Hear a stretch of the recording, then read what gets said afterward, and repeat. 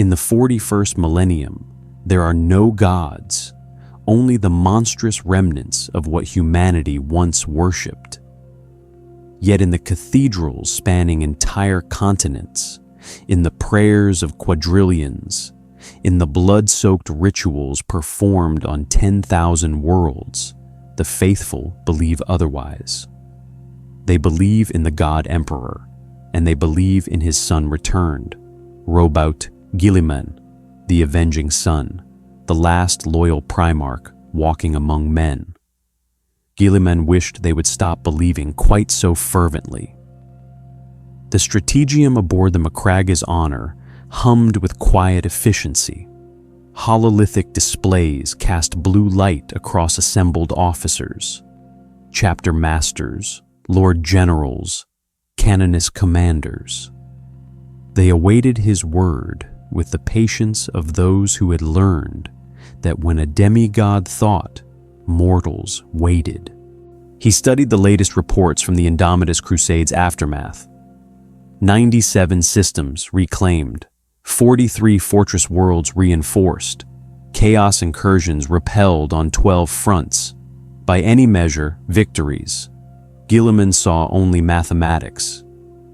Lord Commander, Chapter Master Invictus of the Genesis chapter, waited, his armor bearing scars from the plague wars.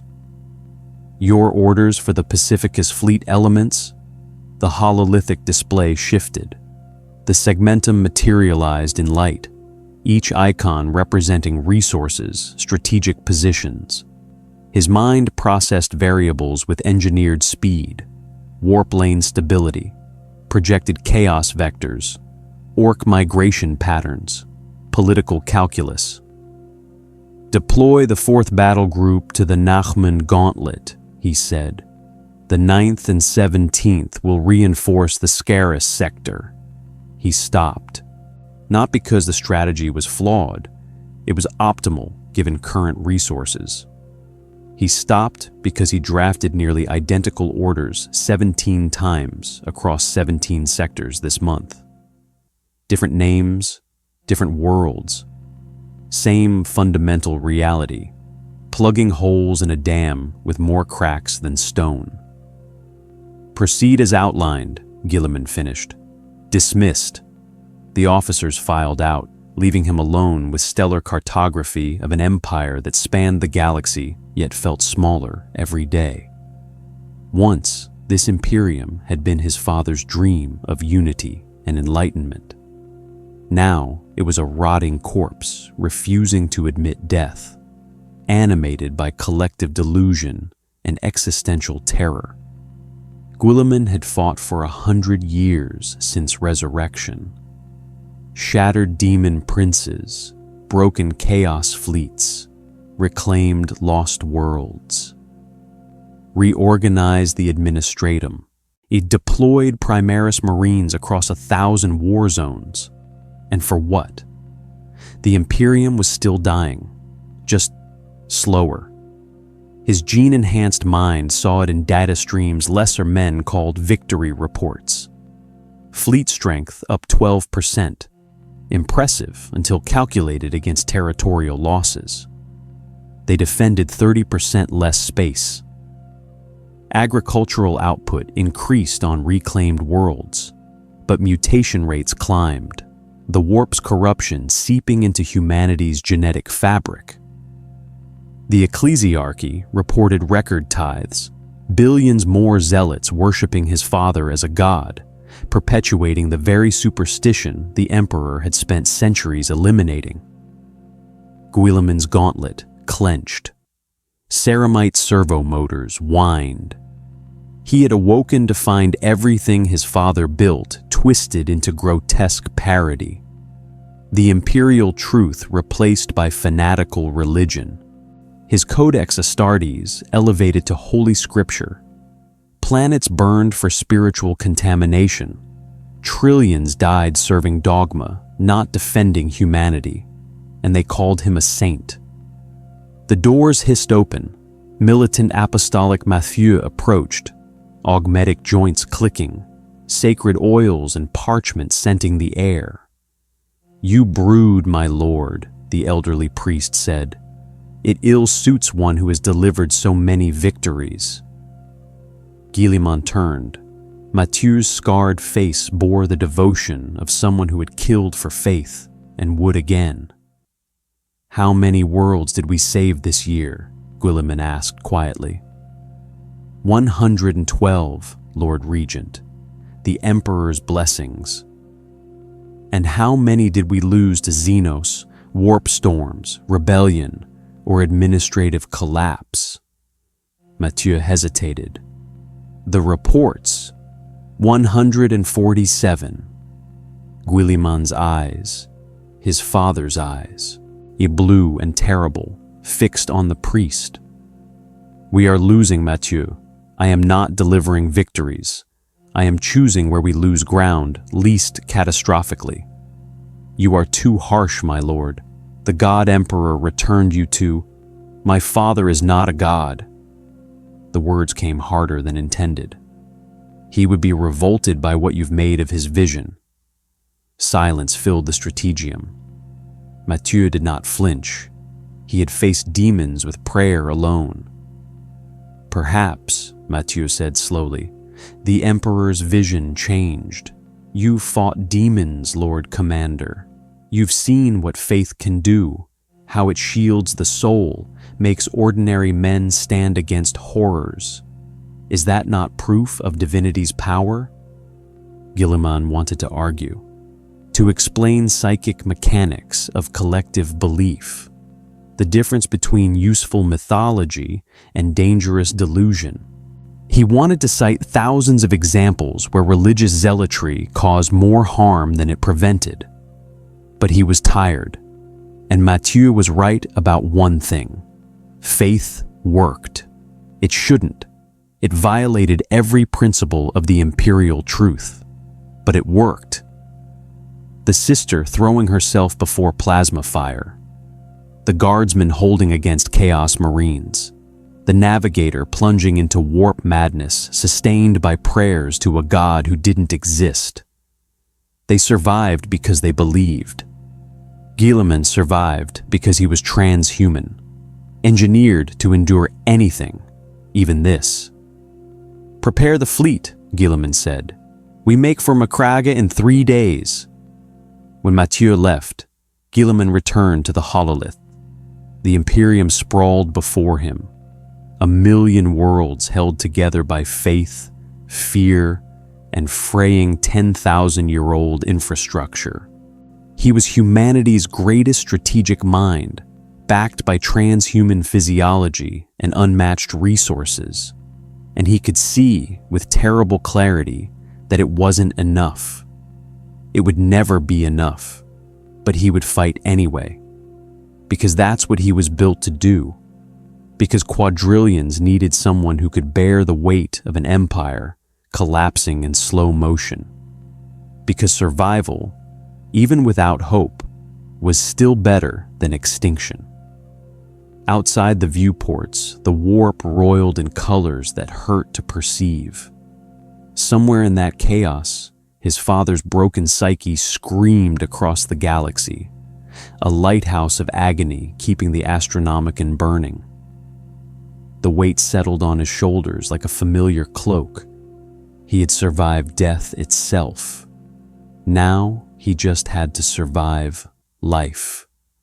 The Cardinal arrived on Macraga with an entire processional fleet. Guilliman watched from the Fortress of Hera's observation deck as 17 ships translated from the warp, each a floating cathedral bristling with Gothic spires and gilded aquilas. The lead vessel, the Divine Mandate, was larger than some Imperial battle cruisers, its hull inscribed with prayers visible from orbit. "Cardinal Valorian requests an immediate audience, my lord," reported Captain Sicarius, his tone carefully neutral. The Ultramarine had learned, over the past century, to disguise his distaste for the Ecclesiarchy's excesses. "Of course he does." Guilliman turned from the viewport. "How many pilgrims did he bring?" Augur readings suggest 40,000, Lord Regent. They're already organizing prayer vigils in the lower city. 40,000 faithful descending on Macraga to witness the living saint. Guilliman felt the familiar tightness in his chest. Not physical discomfort, his transhuman physiology didn't permit such weakness, but something deeper, the weight of expectations he could never fulfill. Admit the Cardinal alone. Cardinal Orton Valorian swept into the audience chamber like a force of nature wrapped in crimson and gold. He was younger than Mathieu, perhaps 60 standard years, but carried himself with the absolute certainty of someone who had never questioned his faith. Servo skulls bobbed in his wake, inscribing every moment for the Ecclesiarchy's endless archives. He prostrated himself before Guilliman with practiced grace. "My Lord Primarch, Holy Son of the God Emperor, your servant is blessed beyond measure to—" "Rise, Cardinal," Guilliman kept his voice even. "What brings you to Macraga?" Valorian stood, his eyes shining with fervor that made Guilliman's skin crawl. "I come bearing glorious news, my lord. The Synod of Holy Terra has convened, and after much prayer and deliberation, we have reached unanimous consensus." Here it comes, Guilliman thought. Another honor, another title, another layer of religious nonsense wrapped around his shoulders like chains. "The Synod has declared you Saint Guilliman, the Emperor's own hand, the living miracle of the 42nd millennium." Valorian's voice rang with triumph. "Shrines are being erected across 1,000 worlds. Your deeds will be inscribed in the Lectitio Divinitatis alongside the Emperor's own words. Children will pray to you for protection. Soldiers will—" "No." The word dropped into the chamber like a guillotine blade. Valorian blinked. "My lord? I am not a saint. I am a general, a gene-forged tool created by the Emperor, not a god, a scientist, for a specific purpose." Guilliman stepped closer, and despite his transhuman control, some of his frustration bled through. "This is exactly the kind of superstitious nonsense my father spent 2 centuries trying to eliminate." The Cardinal's expression shifted from confusion to something more complex. Not quite pity, but close. "My Lord Primarch, with respect, the Emperor's vision has evolved. The Imperium needs faith. It is the shield against chaos, the armor of the soul. Surely you've seen—" "I've seen faith drive men to burn entire continents because one priest claimed heresy. I've seen the Ecclesiarchy hoard resources while worlds starve. I've seen chaplains execute brilliant generals for insufficient piety." Guilliman's jaw set. "Don't lecture me about faith's necessity, Cardinal. I've been fighting its consequences for 100 years. Valorian straightened, and for a moment, Guilliman glimpsed the political operator beneath the priestly robes. "And what would you have me tell the Synod, my lord? That you reject the Emperor's divinity? That you stand against the faith that has sustained humanity for 10,000 years?" There it was. The trap. If Guilliman accepted the title, he validated everything he despised: the religious hysteria, the worship of ignorance, the corruption of his father's dream. But if he refused publicly, he risked schism. Billions who believed in the God Emperor might see his rejection as heresy. The Ecclesiarchy could fracture. Civil wars had started over less. He thought of the strategic calculus. The Imperium was already fighting chaos on 1,000 fronts, Xenos incursions on 1,000 more. It couldn't afford internal conflict. Every guardsman wasted fighting other humans was one not defending against existential threats. Guilliman looked at Valorian and saw the future unfold in branching possibilities, each one calculated with superhuman speed. Accept the title, maintain stability, enable continued reforms, slowly poison his own soul with compromise. Reject it, possible schism, weakened war effort, millions dead in theological civil war. The weight of survival pressed down. Tell the Synod, Guilliman said slowly, that I am humbled by their faith, that I serve only the Emperor's will, as I always have, that any honors belong to him, not to me. It wasn't acceptance, but it wasn't rejection either. Political ambiguity, the kind his brother Horus had wielded like a blade. Valorian's smile was radiant with triumph. He heard what he wanted to hear. Of course, my lord, your humility only proves your sanctity. The faithful will rejoice. He bowed again. With your permission, I will organize a celebration, a demonstration of the Emperor's glory through his returned son. Make it modest, Cardinal. The words tasted like ash. We have wars to fight. Modest as befits a saint, my lord. Valorian backed toward the door, still smiling. The Emperor protects. When the Cardinal left, Guilliman stood alone in the audience chamber, a space designed in the Imperium's high Gothic style, every surface carved with aquilus and laurels. Once, this room had been simple, functional. Now it looked like a shrine, because it was. Captain Sicarius entered quietly. He believes you accepted, my lord. I know. Did you? Guilliman was silent for a long moment.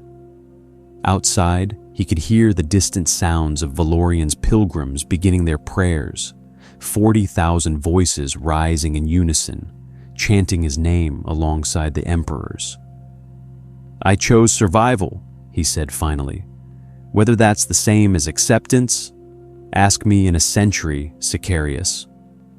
The ultramarine nodded slowly. He'd fought beside Guilliman long enough to understand the burden. For what it's worth, my lord, Sicarius said quietly, we don't need you to be a saint, just our gene father. Guilliman looked at his son, gene-forged, faithful, loyal beyond measure, and felt the familiar isolation settle deeper. Sicarius meant well, but he didn't understand. They needed Guilliman to be whatever kept them fighting. Saint, gene father, Lord Commander, it didn't matter. As long as he stood, they would stand. As long as he fought, they would fight. The truth was irrelevant. Only survival mattered. The throne room of the Imperial Palace on Terra had not changed in 10,000 years, yet it felt more alien to Guilliman each time he returned. He walked the processional route alone, his prerogative as Lord Commander, past thousands of Lucifer Blacks standing at attention, their void black armor perfectly still. The route stretched for kilometers, every meter a testament to his father's vision of grandeur that had curdled into religious grotesquerie.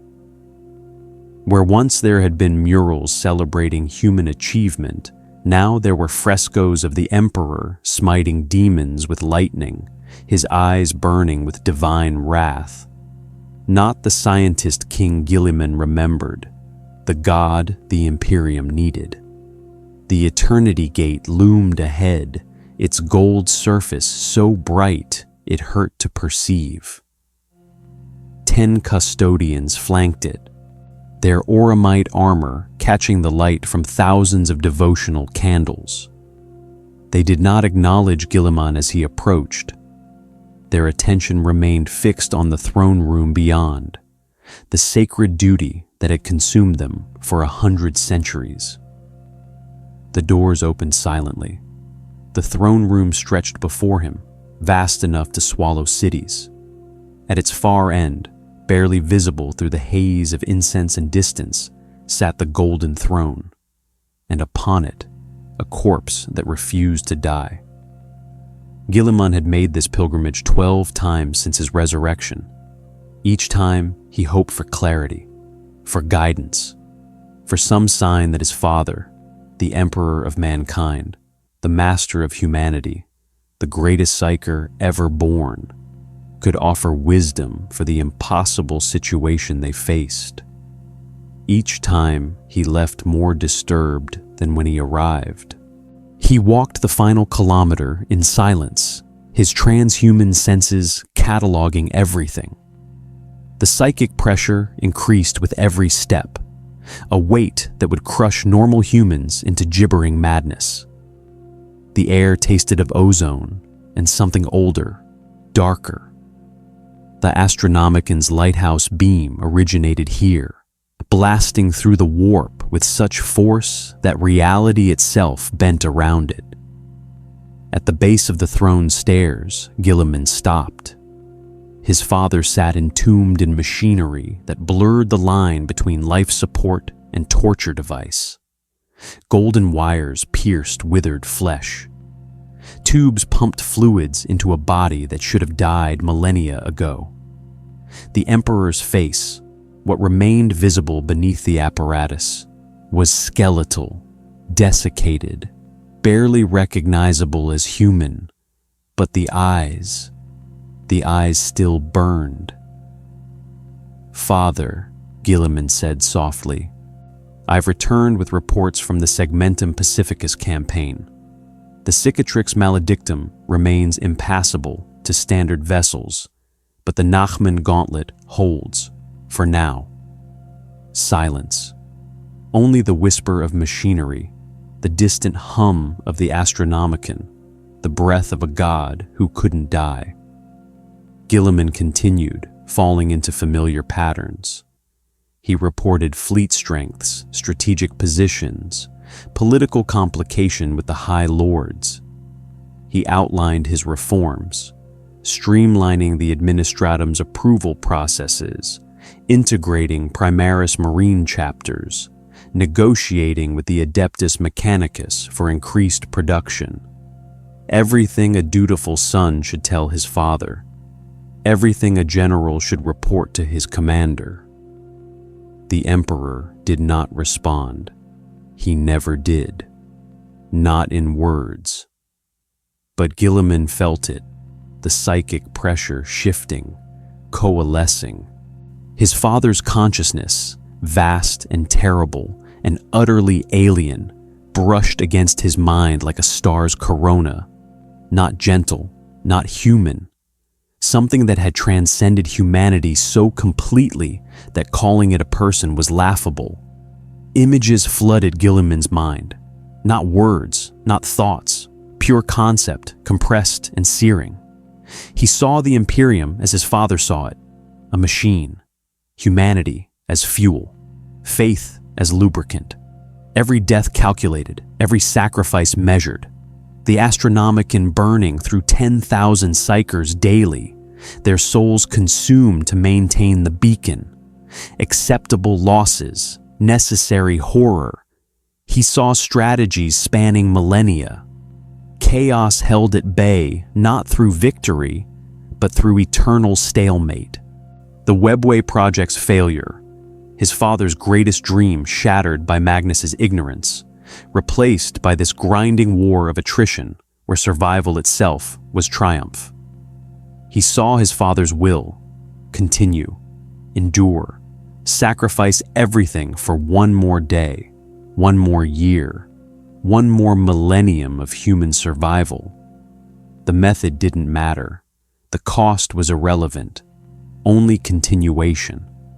And beneath it all, threaded through every psychic syllable, Guilliman felt something that made his transhuman heart skip, his father's contempt, not for chaos, not for Xenos, for humanity itself.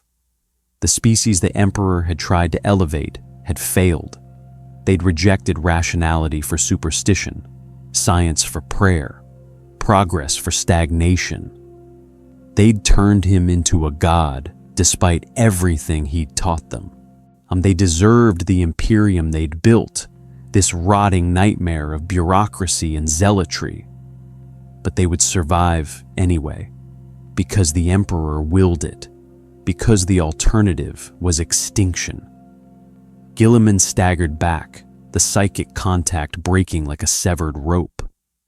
His gene-enhanced mind reeled, trying to process what he'd experienced. His father, the being he'd known, respected, perhaps even loved in his own way, was gone. What remained was something vaster, colder, more terrible than any daemon he'd faced. A god who hated his own worshippers, but would defend them anyway. "Is that what I'm supposed to become?" Guilliman whispered. "Something that sees humanity as numbers, as resources to be expended?" The psychic pressure shifted again, and for one crystalline moment, Guilliman felt his father's answer. Not words. Pure meaning, you already are. The contact severed completely. The throne room returned to oppressive silence, broken only by machinery and the distant prayers of tech priests maintaining the Golden Throne systems. Guilliman turned and walked back toward the Eternity Gate. His steps were measured, controlled. His expression remained neutral, as befitted the Lord Commander of the Imperium. Inside, something fundamental had cracked. He had come seeking guidance and received only mirror. His father saw humanity as a resource. And Guilliman, who made decisions based on strategic calculus, who accepted Cardinal Valorian's veneration to avoid schism, who authorized exterminatus on populated worlds because the alternative was worse. What was he doing differently? The question followed him through the palace's endless corridors. He passed pilgrims who prostrated themselves at his passing, past custodians who watched him with eyes that had seen 10,000 years of compromise. By the time he reached his quarters, a space designed for the Primarch of the 13th Legion, now feeling more like a gilded cage, the answer had settled into his bones with terrible clarity. Nothing. He was doing nothing differently. He was his father's son in the worst possible way.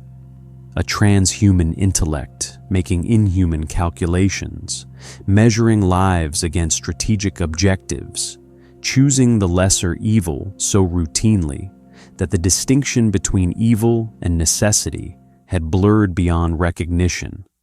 Guilliman stood before the viewport overlooking Terra's hive spires. Billions upon billions of humans packed into structures that defied physics. Their lives brief and brutal and ultimately meaningless in the grand calculus of imperial survival.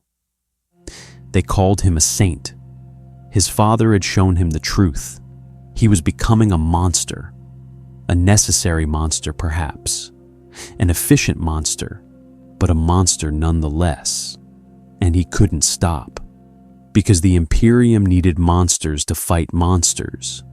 Because humanity's survival demanded someone willing to make impossible choices and live with the consequences. Because he was Roboute Guilliman, Lord Commander of the Imperium, last loyal son of a god who wasn't. And he had been built to endure anything, even himself.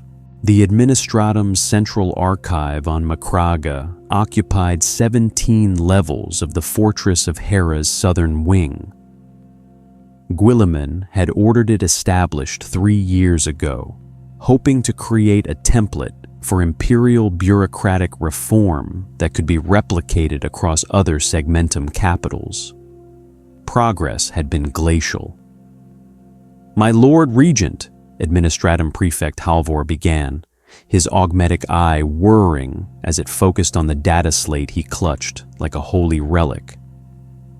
We've completed the initial audit of grain tithe routes from the Ultramar subsector. The optimization protocols you suggested could, theoretically, improve distribution efficiency by 8.3% over the next 40 years. 40 years, Guilliman kept his voice neutral. The original timeline estimated 12. Halvor's natural eye twitched. Yes, well, we encountered certain complications. The Departamento Munitorum objected to altering established routes without tri-level approval from the Officio Logisticarum. The Adeptus Terra Liaison insisted on consulting the Sacred Registry of Imperial Trade, which required authenticating 17,000 prior decisions dating back to M37. Then the local Ecclesiarchy representatives raised concerns about disrupting traditional pilgrimage patterns that overlap with the grain convoys.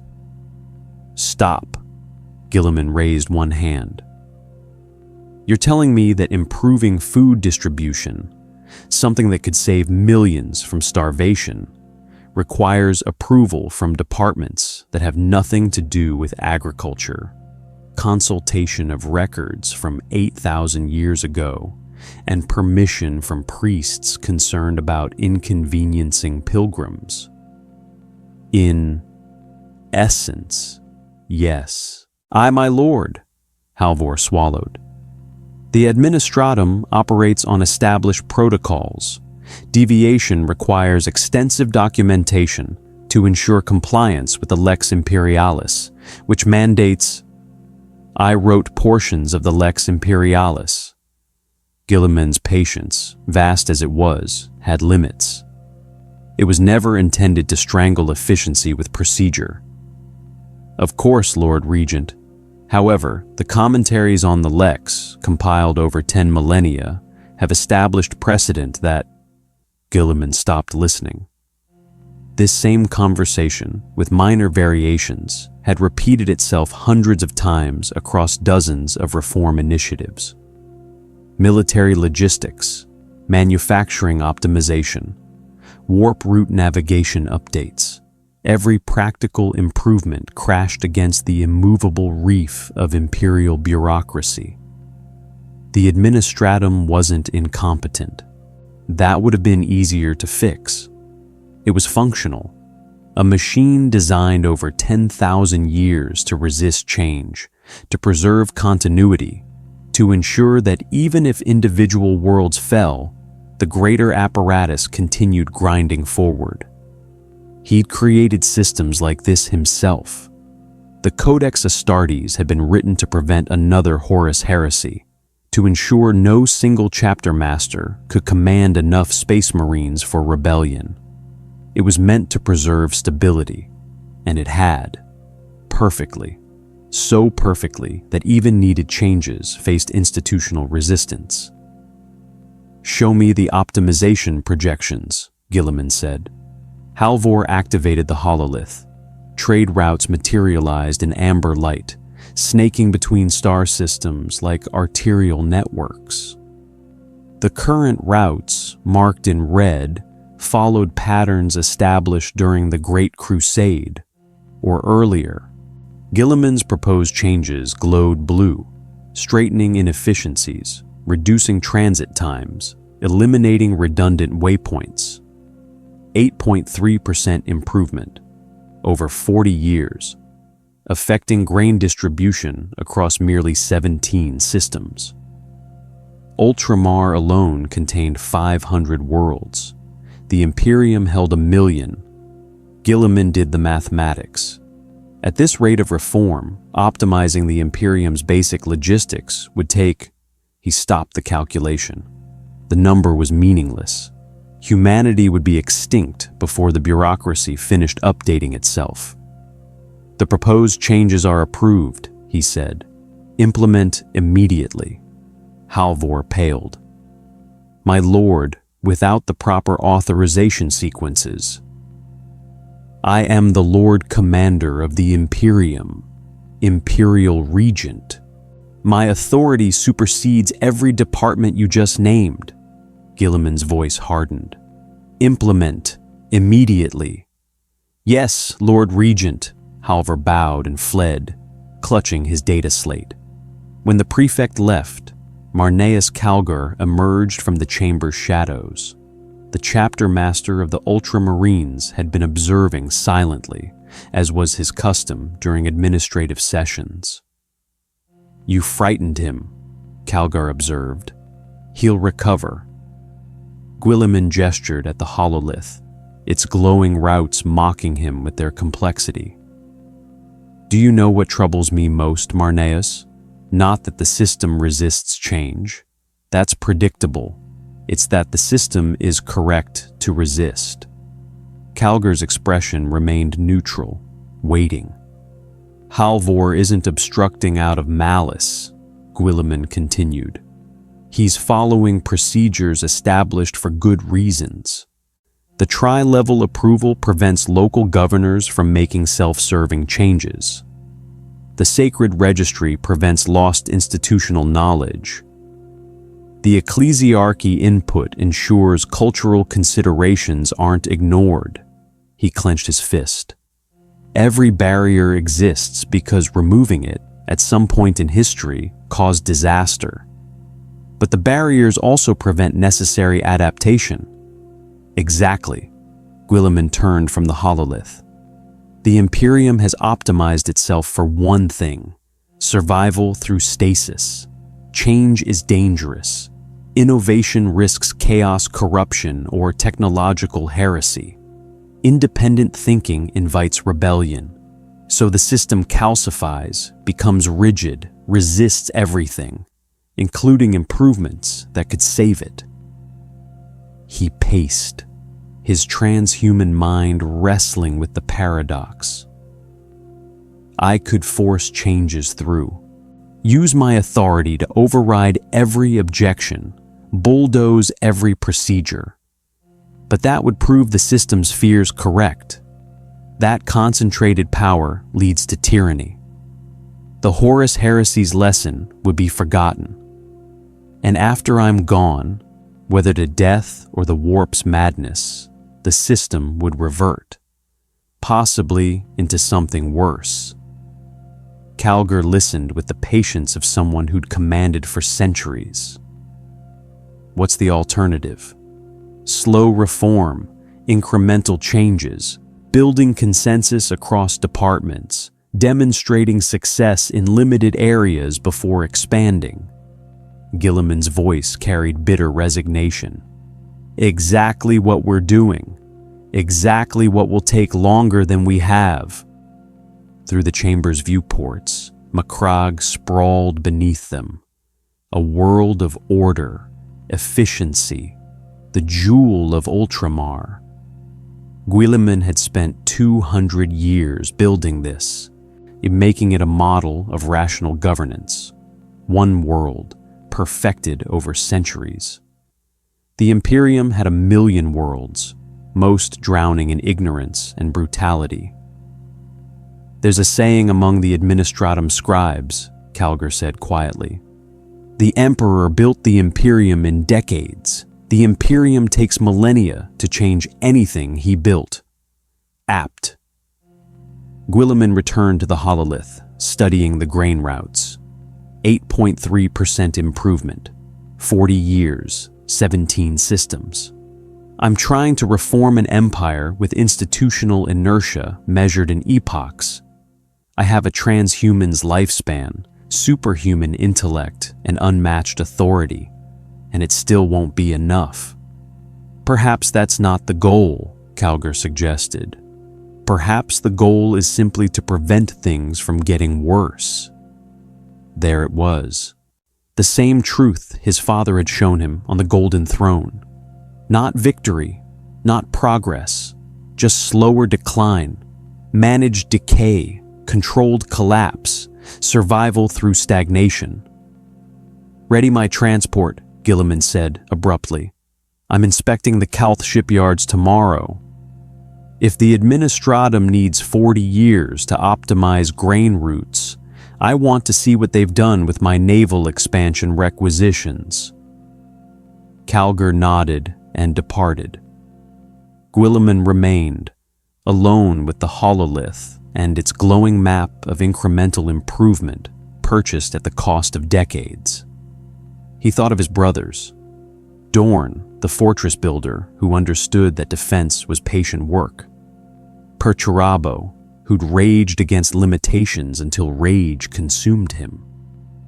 Lorgar, who'd found purpose in faith when reason failed him. Each had faced this same wall, the gap between transhuman capability and human systems. Dorn had accepted it. Perturabo had broken against it. Lorgar had abandoned it for chaos. And Guilliman, he would do what he always did. Calculate the optimal path forward, implement what could be implemented, accept that perfection was impossible and incremental improvement was victory. He would be practical, he would compromise, he would survive. And in 100 years, maybe grain would flow 8.3% more efficiently across 17 systems. It wasn't triumph, but it wasn't extinction. In the 41st millennium, that counted as success. The observation deck of the Macraga's Honor held a strategic planning table capable of projecting any war zone in the Imperium. Tonight, Guilliman stood before it alone, on long after his staff had retired to their quarters. The hololith displayed nothing. He deactivated it hours ago, unable to bear another stream of tactical data, another series of decisions where every option led to suffering, just in different configurations. The silence was worse. In 10,000 years of stasis, he'd known peace. Darkness, certainly. Absence, undoubtedly. But peace nonetheless. No decisions, no weight, no watching billions live and die based on his strategic calculations. The door's authorization chime broke his reverie. Guilliman didn't turn. "Enter, Mathieu." The militant apostolic stepped inside, moving with the careful respect of someone who'd learned when the Primarch needed company and when he needed honesty. "You've been here for 7 hours, my lord. Your apothecaries are concerned. My physiology doesn't require sleep the way baseline humans do." "I didn't say they were concerned about your health." Mathieu approached the inactive hololith. "May I speak plainly?" "You always do eventually." The priest smiled faintly. "You're isolating yourself. Again. Captain Sicarius reports you've declined 3 staff briefings. Chapter Master Calgar says you left the administratum review early. Even Lord Militant Titus hasn't seen you in days. I've been working. You've been avoiding." Mathieu's voice carried no accusation, only observation. "You stand here alone, surrounded by empty projections, wrestling with burdens you refuse to share." Guilliman finally turned. "What would you have me share, priest? The calculations that keep me awake. The knowledge that every decision I make condemns thousands, and the alternative condemns millions. The weight of being the Imperium's last hope, when I know, with absolute certainty, that hope is irrational." "Yes," Mathieu said simply. "Share exactly that." The answer caught Guilliman off guard. He'd expected platitudes about faith, reassurances about the Emperor's plan, the usual theological comfort he could neither accept nor entirely dismiss. "You're a demigod, Lord Guilliman. Gene forged to superhuman standards, granted intellect and capability beyond mortal comprehension." Mathieu stepped closer. "But you're also alone. The only being in this Imperium who carries what you carry. No one else can truly understand your burden because no one else possesses your perspective. That's my point, Mathieu. I am fundamentally isolated by what I am. No. The priest's voice hardened. You're isolated by choice. You have sons, thousands of them, gene-forged from your own pattern. You have allies who fought beside you for a century. You have counselors, advisors, warriors who would die at your word, yet you treat them as tools rather than companions. Guilliman's jaw tightened. They're not my equals. Of course not, but does that make their devotion worthless? Does being transhuman mean you must bear everything alone? Mathieu gestured at the empty observation deck. Even the Emperor surrounded himself with the Primarchs, with trusted advisors. He didn't shoulder the crusade alone. And look how that ended. The bitterness in Guilliman's voice surprised even himself. Half my brothers turned traitor. The Emperor's most trusted son put him on the golden throne. The entire foundation of the Imperium collapsed because he trusted too much. Or perhaps because he trusted too little, Mathieu countered. Perhaps if the Emperor had shared his burdens more freely, if he'd treated the Primarchs as sons rather than generals, Horus might have understood the Webway project instead of feeling abandoned. Lorgar might have been guided rather than humiliated. Magnus might have been warned rather than condemned. Guilliman wanted to argue. The words died in his throat. He thought of his father on the golden throne, that vast, cold intelligence that saw humanity as resources, that calculated in epochs and measured worth in survival metrics. His father had been alone in the most fundamental way possible, the only being of his kind, unable to truly connect with lesser minds. And what had that isolation created? An empire built on fear, sustained by faith. His rational mind would have despised, held together by the threat of his psychic wrath rather than shared purpose. You're suggesting I'm making the same mistake, Guilliman said quietly. I'm suggesting you have a choice the Emperor didn't. Mathieu's expression softened. You're not the only Primarch. You're the last one. The difference matters. You can choose to stand alone, perfect and isolated, and slowly becoming as inhuman as the throne corpse you serve. Or you can choose to remain connected to the Imperium you're trying to save. Connection makes me vulnerable. Yes, it also makes you human. Guilliman looked at the priest, this mortal man with perhaps 30 years left in his life, who believed in a god who didn't exist, who had followed a Primarch across war zones with absolute faith, despite having no transhuman enhancements, no genetic superiority, nothing but conviction. Why do you stay, Mathieu? Guilliman asked suddenly. You've seen me reject the imperial cult's dogma. You know I consider the Emperor's deification a corruption of his vision. Yet you remain. Because faith isn't about agreement, my lord. It's about commitment to something larger than yourself. Mathieu met his gaze steadily. I believe the Emperor is divine. You believe he's a warp-ascended psyker. We're probably both wrong, but we both serve the same purpose: humanity's survival.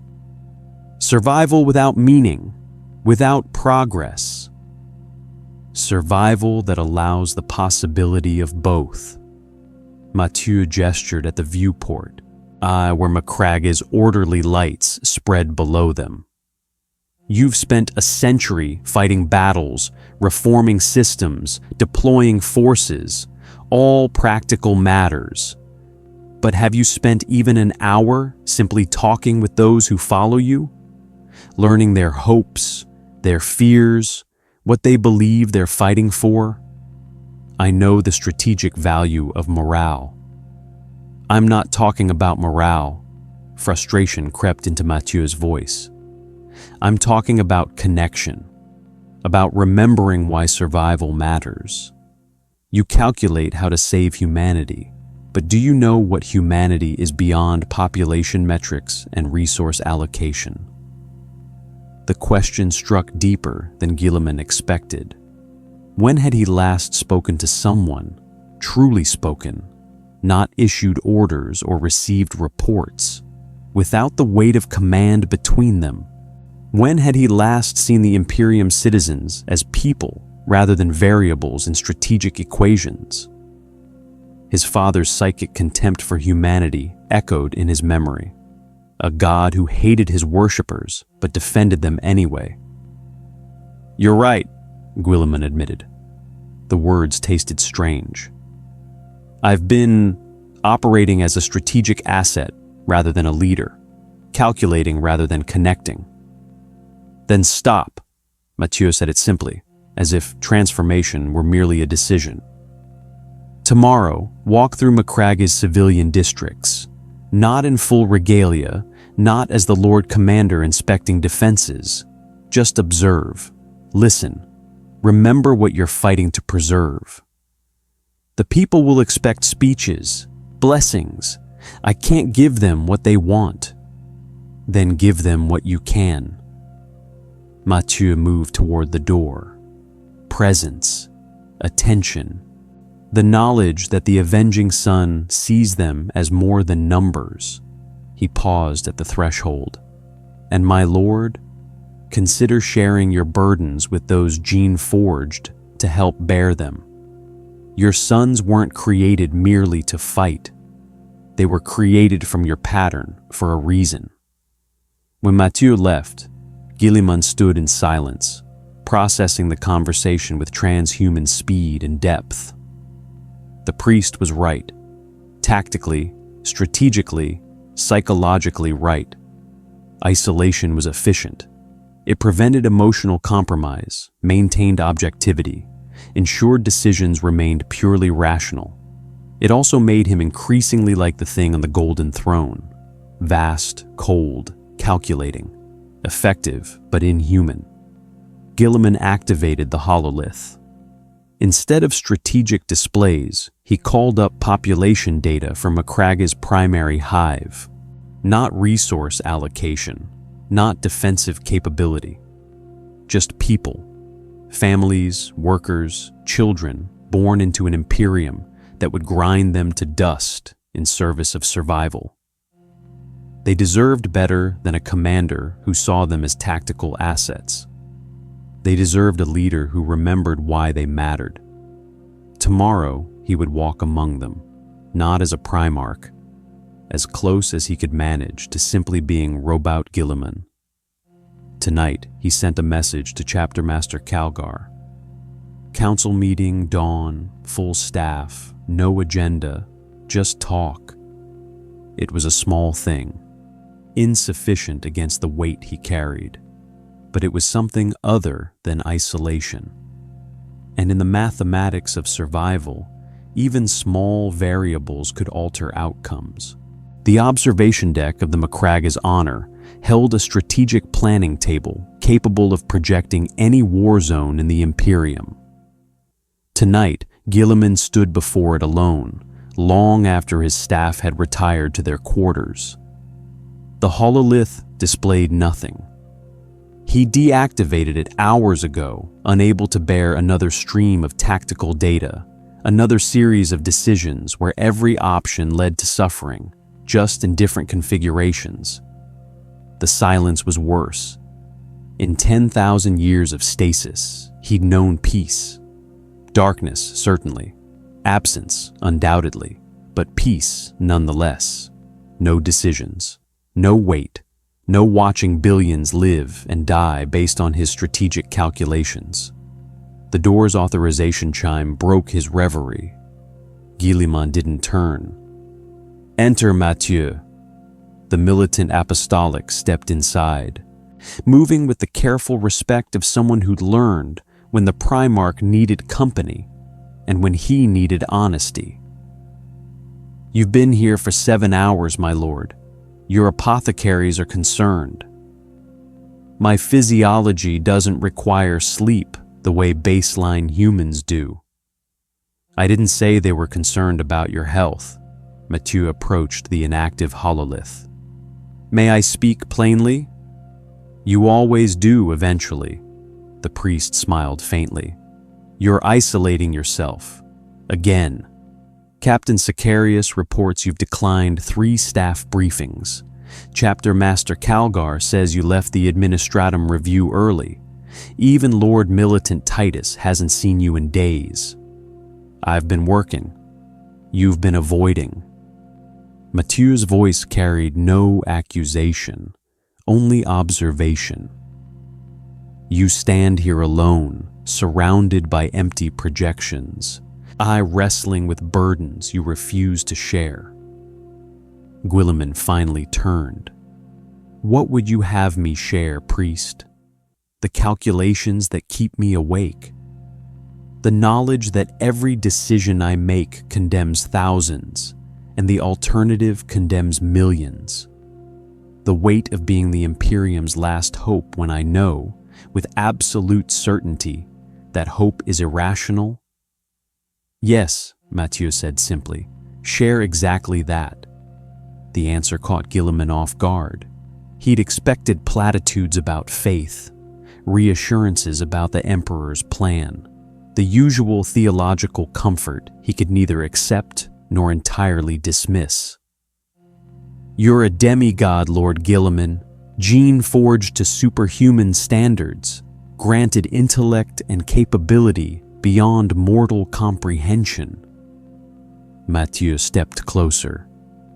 But you're also alone, the only being in this Imperium who carries what you carry. No one else can truly understand your burden because no one else possesses your perspective. That's my point, Mathieu. I am fundamentally isolated by what I am. No, the priest's voice hardened. You're isolated by choice. You have sons, thousands of them, gene-forged from your own pattern. You have allies who fought beside you for a century. You have counselors, advisors, warriors who would die at your word. Yet you treat them as tools rather than companions. Guilliman's jaw tightened. They're not my equals. Of course not. But does that make their devotion worthless? Does being transhuman mean you must bear everything alone? Mathieu gestured at the empty observation deck. Even the Emperor surrounded himself with the Primarchs, with trusted advisors. He didn't shoulder the crusade alone. And look how that ended. The bitterness in Guilliman's voice surprised even himself. Half my brothers turned traitor. The Emperor's most trusted son put him on the golden throne. The entire foundation of the Imperium collapsed because he trusted too much. Or perhaps because he trusted too little, Mathieu countered. Perhaps if the Emperor had shared his burdens more freely, if he'd treated the Primarchs as sons rather than generals, Horus might have understood the Webway project instead of feeling abandoned. Lorgar might have been guided rather than humiliated. Magnus might have been warned rather than condemned. Guilliman wanted to argue. The words died in his throat. He thought of his father on the golden throne. That vast, cold intelligence that saw humanity as resources, that calculated in epochs and measured worth in survival metrics. His father had been alone in the most fundamental way possible, the only being of his kind, unable to truly connect with lesser minds. And what had that isolation created? An empire built on fear, sustained by faith. His rational mind would have despised, held together by the threat of his psychic wrath rather than shared purpose. You're suggesting I'm making the same mistake, Guilliman said quietly. I'm suggesting you have a choice the Emperor didn't. Mathieu's expression softened. You're not the only Primarch. You're the last one. The difference matters. You can choose to stand alone, perfect and isolated, and slowly becoming as inhuman as the throne corpse you serve. Or you can choose to remain connected to the Imperium you're trying to save. Connection makes me vulnerable. Yes, it also makes you human. Guilliman looked at the priest, this mortal man with perhaps 30 years left in his life, who believed in a god who didn't exist, who had followed a Primarch across war zones with absolute faith despite having no transhuman enhancements, no genetic superiority, nothing but conviction. Why do you stay, Mathieu? Guilliman asked suddenly. You've seen me reject the imperial cult's dogma. You know I consider the Emperor's deification a corruption of his vision, yet you remain. Because faith isn't about agreement, my lord. It's about commitment to something larger than yourself. Mathieu met his gaze steadily. I believe the Emperor is divine. You believe he's a warp-ascended psyker. We're probably both wrong, but we both serve the same purpose, humanity's survival. Survival without meaning, without progress. Survival that allows the possibility of both. Mathieu gestured at the viewport, where Macraga's orderly lights spread below them. You've spent a century fighting battles, reforming systems, deploying forces, all practical matters. But have you spent even an hour simply talking with those who follow you, learning their hopes, their fears, what they believe they're fighting for? I know the strategic value of morale. I'm not talking about morale. Frustration crept into Mathieu's voice. I'm talking about connection, about remembering why survival matters. You calculate how to save humanity, but do you know what humanity is beyond population metrics and resource allocation? The question struck deeper than Guilliman expected. When had he last spoken to someone, truly spoken, not issued orders or received reports, without the weight of command between them? When had he last seen the Imperium citizens as people rather than variables in strategic equations? His father's psychic contempt for humanity echoed in his memory. A god who hated his worshippers but defended them anyway. You're right, Guilliman admitted. The words tasted strange. I've been operating as a strategic asset rather than a leader, calculating rather than connecting. Then stop. Mathieu said it simply, as if transformation were merely a decision. Tomorrow, walk through Macraga's civilian districts, not in full regalia, not as the Lord Commander inspecting defenses. Just observe, listen, remember what you're fighting to preserve. The people will expect speeches, blessings. I can't give them what they want. Then give them what you can. Mathieu moved toward the door. Presence, attention, the knowledge that the avenging sun sees them as more than numbers. He paused at the threshold.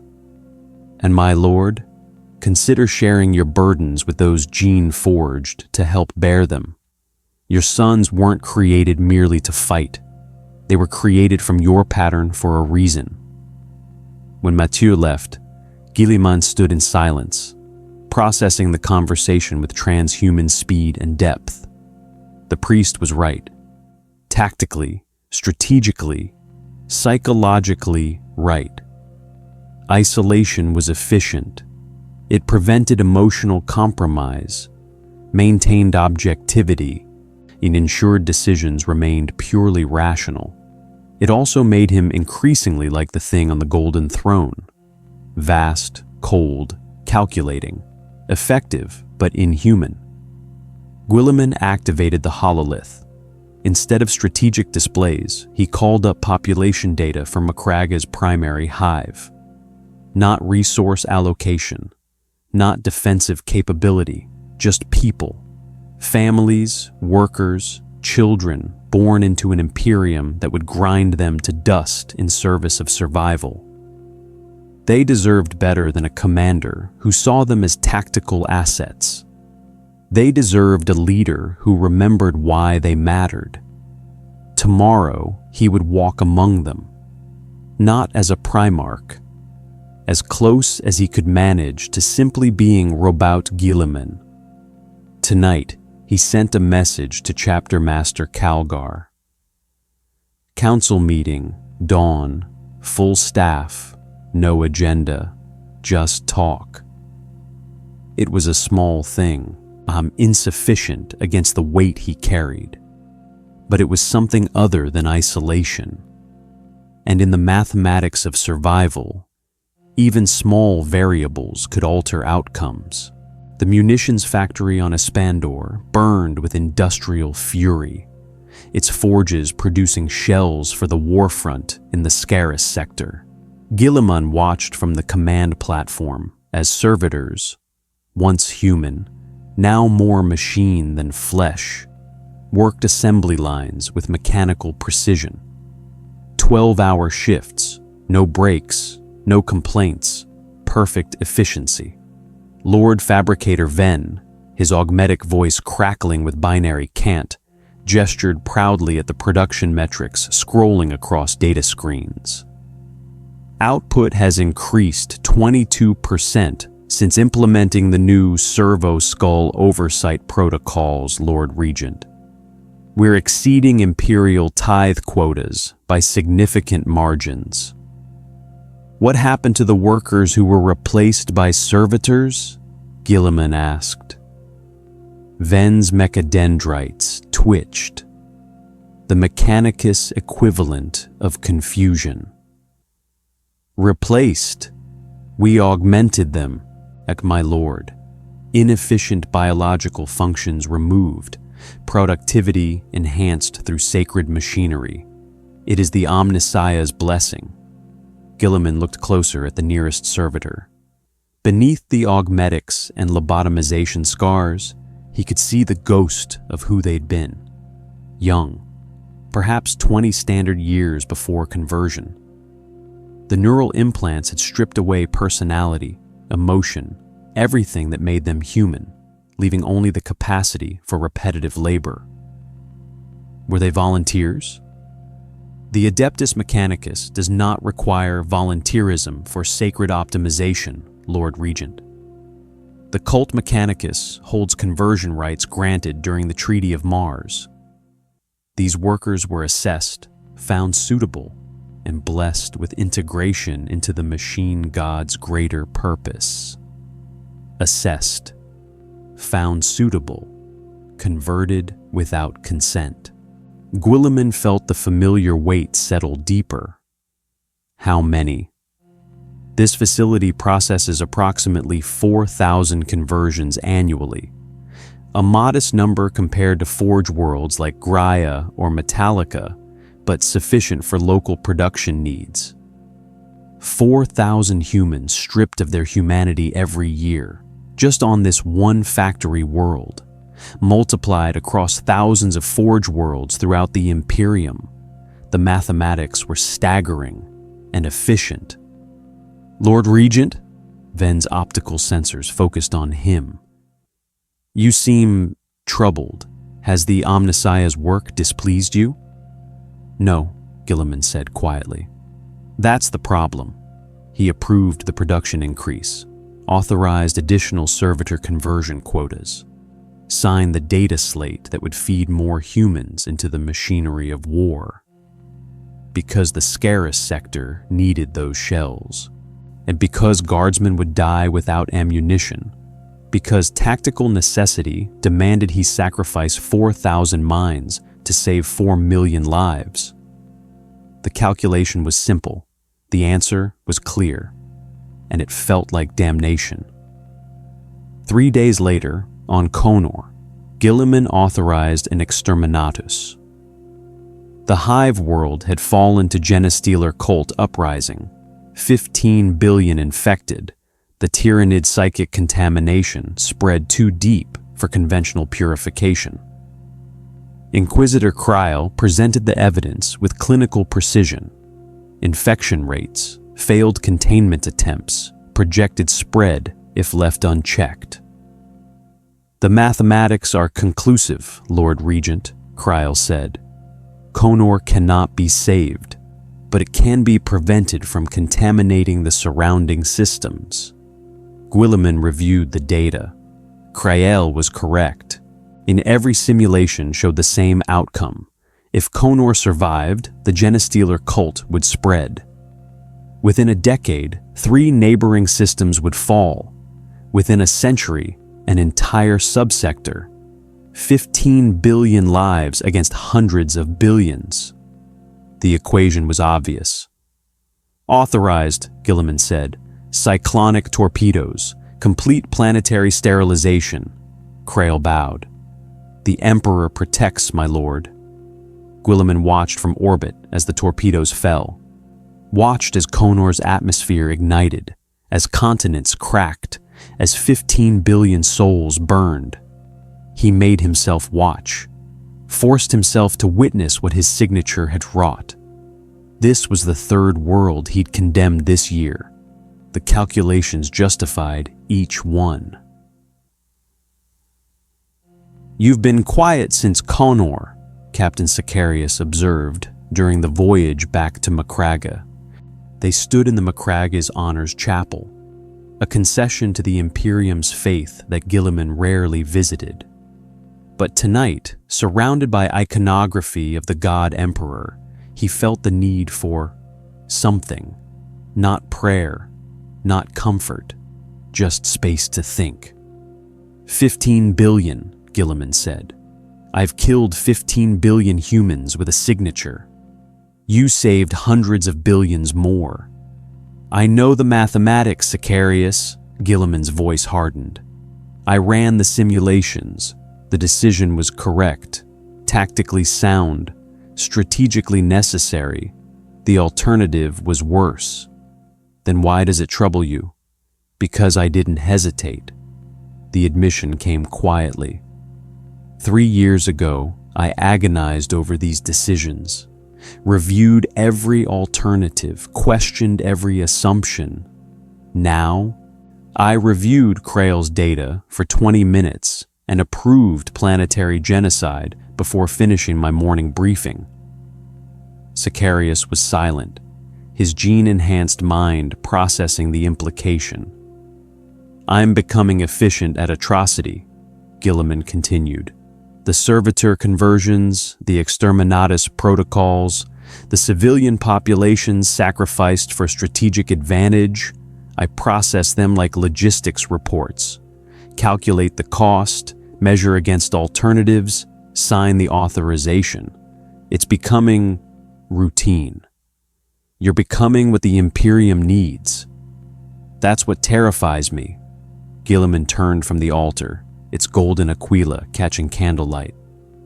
"My father showed me the truth on the golden throne. He sees humanity as resources, numbers in calculations. And I'm walking the same path. Every decision pushes me further from seeing people as people and closer to seeing them as variables. Would you prefer to hesitate, to agonize over every decision until paralysis sets in?" Sicarius's voice carried challenge.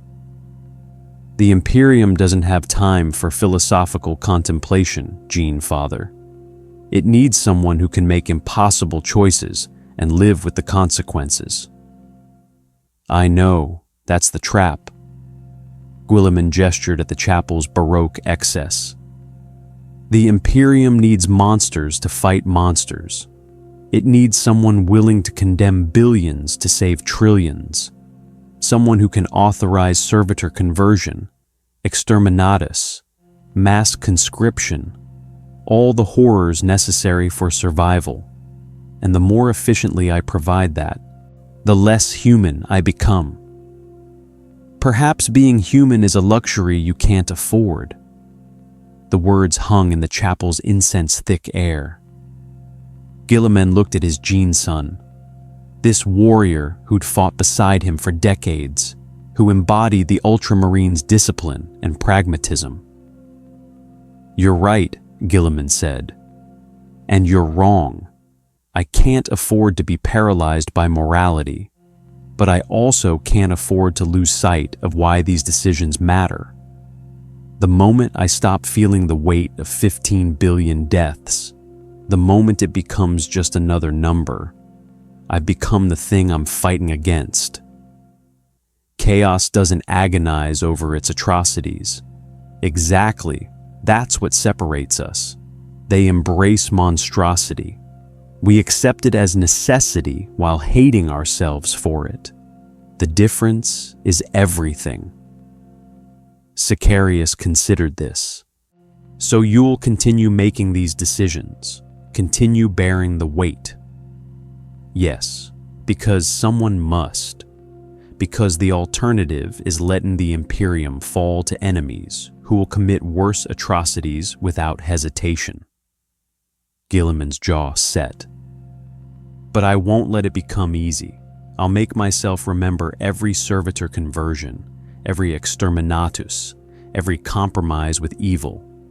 I'll carry that weight until it crushes me, because the day it stops hurting is the day I've truly failed." "That sounds like torture, my lord." "It is." Guilliman moved toward the chapel's exit. "But it's the only way to remain something other than the monster the Imperium needs me to be. I'll do what's necessary. I'll make the impossible choices. I'll sacrifice millions to save billions. And I'll hate myself for it every single time." "For how long?" Guilliman paused at the threshold. "Until either the Imperium no longer needs me, or until the weight finally breaks me, whichever comes first." He left Sicarius in the chapel, surrounded by icons of a god who demanded faith through suffering. Outside, the ship's corridors stretched endlessly, filled with crew members who trusted his decisions implicitly. They believed he was saving them. They had no idea the cost of salvation was measured in the erosion of his own humanity, transaction by transaction, compromise by compromise, atrocity by necessary atrocity. But he would pay it anyway, because survival demanded monsters. And he was the only monster humanity had who still remembered what it meant to be human. The astropathic message arrived while Guilliman reviewed fleet dispositions for the Vigilus campaign. The psyker who delivered it, a woman whose eyes had been burned out in service to the Astronomicon, trembled as she approached. "Lord Regent," she whispered, "urgent communication from the Segmentum Obscurus. The source is verified as Death Guard Legion identifiers." Guilliman's hand stilled over the hololith controls. "Mortarion." "Yes, my lord, the message requests parley, coordinates included." She extended the data slate with shaking hands. "The Inquisition recommends immediate rejection. It's certainly a trap." "Of course it's a trap." Guilliman took the slate, scanning the contents. His brother's message was brief, written in the old Barbaran dialect they'd shared during the Crusade. "Brother, we should talk about what we've become. Come alone, or don't come at all." The coordinates pointed to a dead world in the Scarus sector, Iax, ironically. The garden world Mortarion had poisoned during the Plague Wars, now a monument to the Death Guard's corruption. "Inform Chapter Master Calgar," Guilliman said. "I'm departing within the hour. My lord, the Inquisition, can lodge their objections with me directly." He handed back the slate. "Dismissed." The Thunderhawk descended through Iax's diseased atmosphere, autopilot navigating clouds of spores and corruption that would kill unaugmented humans in seconds. Guilliman wore his full panoply of war, the armor of fate, the Emperor's sword, the hand of dominion. Not because he expected the weapons to matter against Mortarion, but because the ritual of preparation focused his mind. He'd ordered the strike force to remain in orbit. If this was truly a trap, better to lose one Primarch than an entire fleet. If Mortarion genuinely wanted to talk, well, that was almost more disturbing. The Thunderhawk touched down on what had once been a pleasure garden. Now it was rot and ruin, the vegetation twisted into obscene shapes, the fountains running with pus instead of water. In the distance, a figure waited, massive, winged, radiating pestilence like a dark star. Guilliman descended the ramp. The ground squelched beneath his boots. Mortarion turned, and Guilliman saw what 10,000 years of chaos worship had wrought on his brother. The Death Lord's armor wept with corrosion. His wings dripped ichor. His face beneath the rebreather was a mass of lesions and decay. Yet his eyes, those remained sharp, intelligent, terribly aware. Roboute, Mortarion's voice rattled like bones in a charnel house. You actually came? You asked. I expected the Inquisition to intercept the message, or for you to send assassins. Mortarion gestured at the ruined gardens. Not for the great avenging sun to walk into obvious danger. Obvious danger I can handle. Guilliman stopped 20 paces away, close enough to talk, far enough to react if this devolved into violence. Mysterious messages from dead brothers, less so. What do you want, Mortarion? To see if you understand yet. Mortarion moved through the corruption with casual ease, the disease parting around him like a favored pet. 10,000 years I've had to think about our choices, about what led me here and what led you there. And I wondered, does he see it? Does Roboute, the practical one, the reasonable one, understand what we've both become? I've become the Lord Commander of the Imperium. You've become a demon prince serving Nurgle. The difference seems clear. Does it? Mortarion's laughter was wet, diseased. You serve a corpse god who sees humanity as fuel. I serve a genuine god who offers transcendence. You preserve an empire built on suffering. I've embraced transformation beyond suffering. Which of us is truly free, brother? Freedom bought through corruption isn't freedom. Guilliman's hand moved toward the Emperor's sword. It's slavery with extra steps. And duty performed without belief isn't virtue.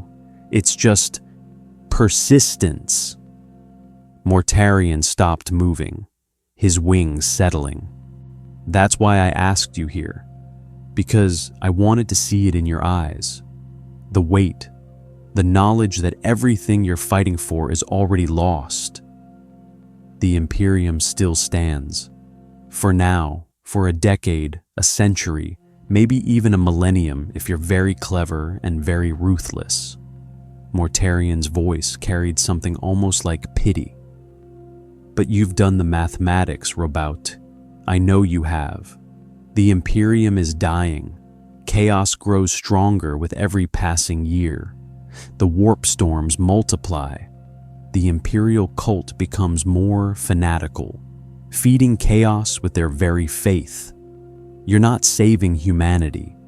You're just choosing how it ends. The word struck home because they echoed Guilliman's own thoughts, spoken in the darkness when he couldn't silence his doubts.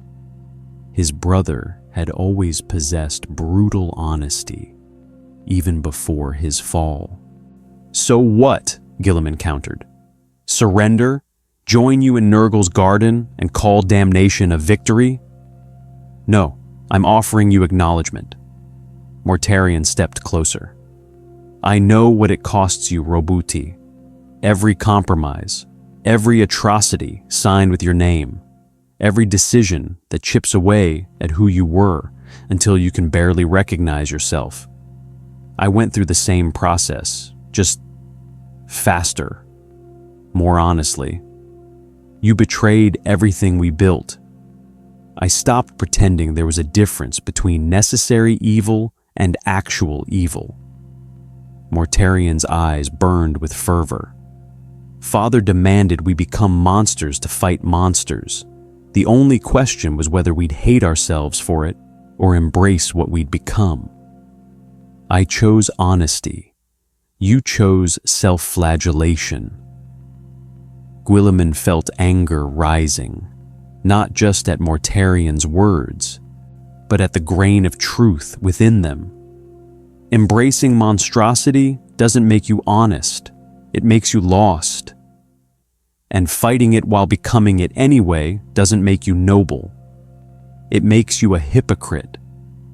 Mortarion's voice dropped to something almost gentle. How many worlds have you condemned, brother? How many billions sacrificed for tactical advantage? How many times have you authorized the very atrocities you claim to fight against, all while telling yourself it's different because you feel bad about it? It is different. Intent matters. Context matters. Does it? Tell that to the 15 billion dead on Conor. Tell them your anguish made their deaths more meaningful. Mortarion circled slowly, wings dragging through corruption. You're becoming father, cold, calculating, seeing humans as numbers. The only difference is you haven't admitted it yet. I'm nothing like him. You're exactly like him, and you're exactly like me. Mortarion stopped circling. That's the joke, Roboute. All of us, loyalist and traitor, ended up the same. Broken by the weight of what we were created to be, just choosing different methods of coping. I embraced chaos. You embraced duty. Neither of us is free. Silence fell over the ruined garden. Somewhere in the distance, something diseased howled. Guilliman wanted to refute everything Mortarion said, wanted to draw the Emperor's sword and end this perversion his brother had become, wanted to prove through violence that they were fundamentally different. But the words stuck in his throat, because Mortarion was right about one thing. They had both become monsters. Different monsters, at serving different masters, but monsters nonetheless. The question wasn't whether transformation had occurred. It was whether that transformation meant defeat or adaptation. I don't need to be free, Guilliman said finally. I need to be effective. Humanity needs defenders, and I'm one of the few capable of providing that defense. If it costs me my soul, so be it. That's the weight I was built to carry. Then you've already fallen, brother. You just haven't accepted it yet. Mortarion's voice carried finality. When you finally do, when the weight becomes too much and you break under it, remember that Grandfather Nurgle offers peace, release from striving, acceptance of entropy. It's not too late. It's always been too late for you.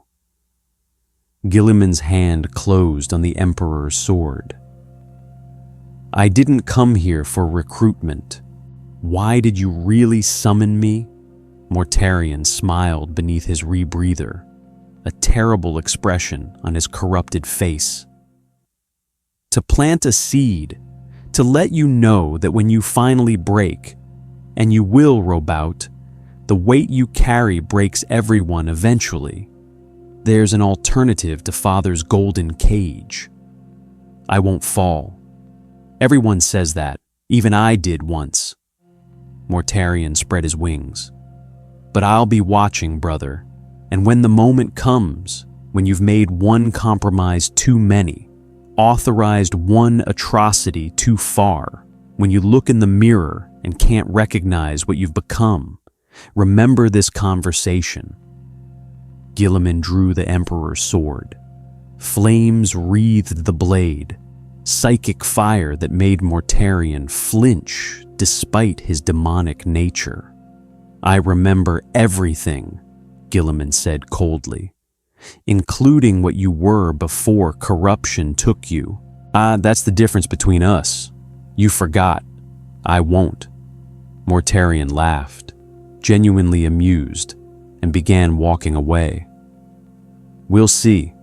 Give Father my regards, if he's still conscious enough to receive them." The Death Lord spread his wings and launched into Ajax's poisoned sky, leaving Guilliman alone in the ruined garden.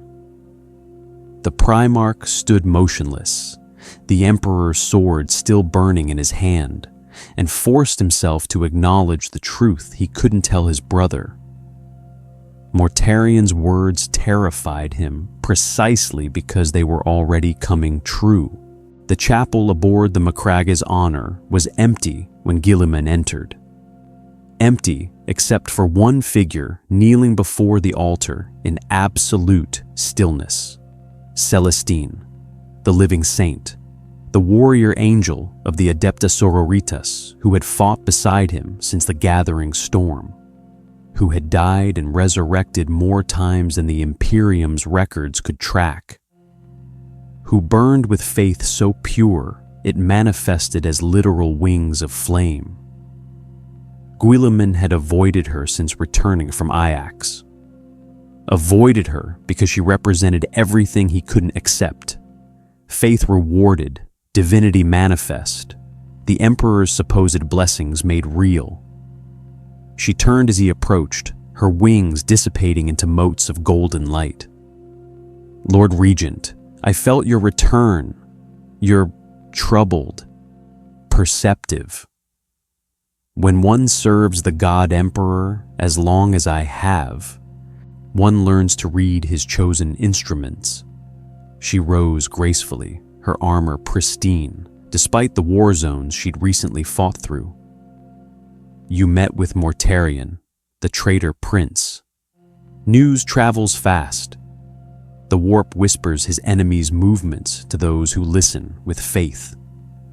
Celestine's expression remained serene, but her eyes, ancient, young, impossibly both, studied him with unnerving intensity. "What did he offer you? Does it matter?" "It matters that you're here, my lord, in a chapel you avoid, seeking something you claim not to believe in." She gestured at the altar, its golden aquila radiating in candlelight. "What troubles you?" Guilliman was silent for a long moment, weighing whether to speak. Celestine was faith incarnate, the very thing he rejected intellectually yet couldn't deny practically. She'd saved his life twice. Her presence turned battles. Her belief made miracles, and he still didn't understand how. "Mortarion asked if I understood what I've become," Guilliman said finally. "Whether I see the transformation, the compromises, the slow erosion of principles in service of survival." "And do you?" "Yes, that's the problem." He moved to the altar, studying the aquila without touching it. "I authorized servitor conversions knowing it strips humanity from thousands. I condemned 15 billion on Conor. I maintain an empire built on suffering because the alternative is extinction. Every decision pushes me further from who I was. Yet you continue making them. Because they're necessary." Frustration crept into his voice. "That's what Mortarion wanted me to acknowledge, that necessity and monstrosity have merged in me, that I've become the very thing I fight against, just slower, more reluctantly." Celestine stepped beside him, her presence radiating warmth that defied the ship's recycled atmosphere. May I tell you a story, Lord Regent? Guilliman gestured assent. I was born Celestine Veritas on a shrine world whose name the Administratum lost millennia ago. I was 12 when the Dark Eldar came. They took everyone, children, elderly, the sick, everyone. I watched them flay my mother while I hid in a reliquary. Her voice remained steady, recounting horror like tactical briefing. I prayed to the God Emperor, begged for salvation, for vengeance, for meaning in the suffering, and I received nothing. Then how? I'm not finished. She smiled faintly. I escaped, found an Adepta Sororitas mission shrine, took my vows young, I'd driven by rage more than faith. I wanted to kill Xenos, to punish them for what they'd done. My first combat deployment, I led a squad into a Drukhari slave raid with such fury that I got 6 of my sisters killed through recklessness. Guilliman saw where this was going. You learned discipline. I learned that rage wasn't faith, that wanting vengeance wasn't the same as serving the Emperor. Celestine's wings manifested briefly, flickering gold. I died for the first time during the Vandus Crusade. Tyrannid warrior tore through my armor, dissolved my internal organs with bioacid. I felt myself dying, really dying, not just injured. And in that moment, I finally understood. Understood what? That faith isn't about reward, it's about surrender. She turned to face him fully. I surrendered my rage, my need for vengeance, my desire for personal meaning. I let go of everything I wanted and accepted only service. And the Emperor, or the warp, or collective psychic belief, whatever you wish to call it, responded. I returned. Not as Celestine the Vengeful, but as Celestine the Instrument. You're saying I should have faith? No. Her contradiction surprised him. You're incapable of faith as I understand it, Lord Regent. Your transhuman mind, your genetic programming, your experiences, they've built walls that prevent the kind of surrender faith requires. And that's not a failing, Guilliman frowned. Then what's your point? My point is that you're trying to carry a burden that requires either faith or monstrosity to bear. You reject the first and fear becoming the second. But there's a third path. She gestured at him. Acceptance.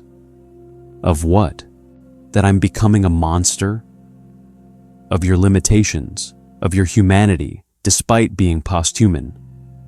Celestine moved closer, her voice dropping. You cannot save the Imperium. You cannot fix what's broken. You cannot prevent the compromises, the atrocities, the slow moral erosion. These things are beyond even a Primarch's power. Then what can I do? Choose which monster you become. She said it simply, as if the answer were obvious. Mortarion chose to embrace corruption, to stop fighting his transformation. Your father chose to abandon humanity for godhood. But you can choose to remain aware, to make each compromise consciously, to carry the weight without letting it crush your awareness of what you're losing. That's torture. Yes, it's also the only path that preserves something worth preserving. Her wings flared briefly. I die and return because I've surrendered self. You'll survive because you refuse to surrender it. Both are valid. Both serve the Emperor, or humanity, if you prefer. The difference is consciousness. Guilliman processed this, his transhuman mind examining the logic, seeking flaws. You're saying awareness itself is the virtue? I'm saying that the moment you stop seeing your compromises as compromises, the moment you accept atrocity as normal rather than necessary, you've truly fallen.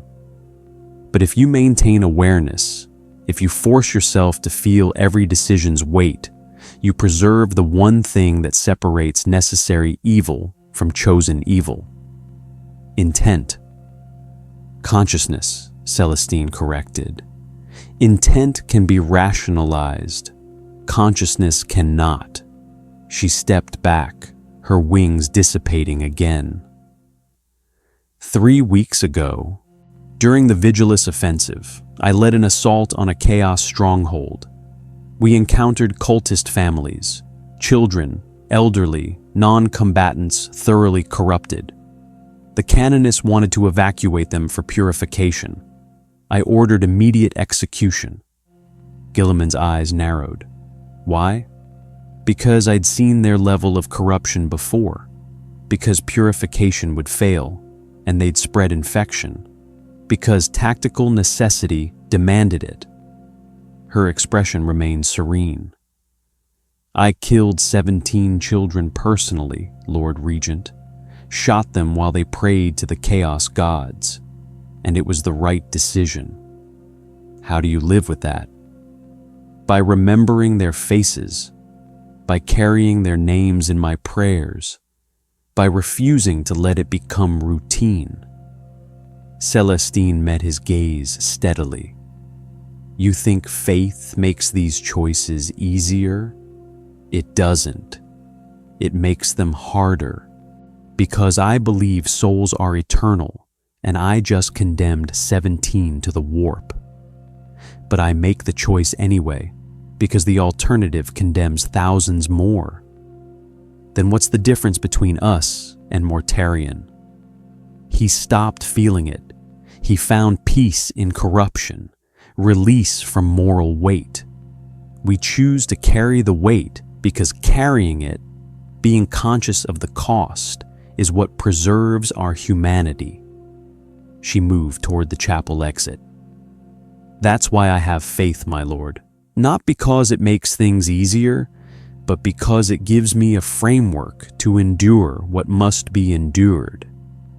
Guilliman stood alone before the altar, processing the conversation. Celestine had articulated something he'd struggled to define.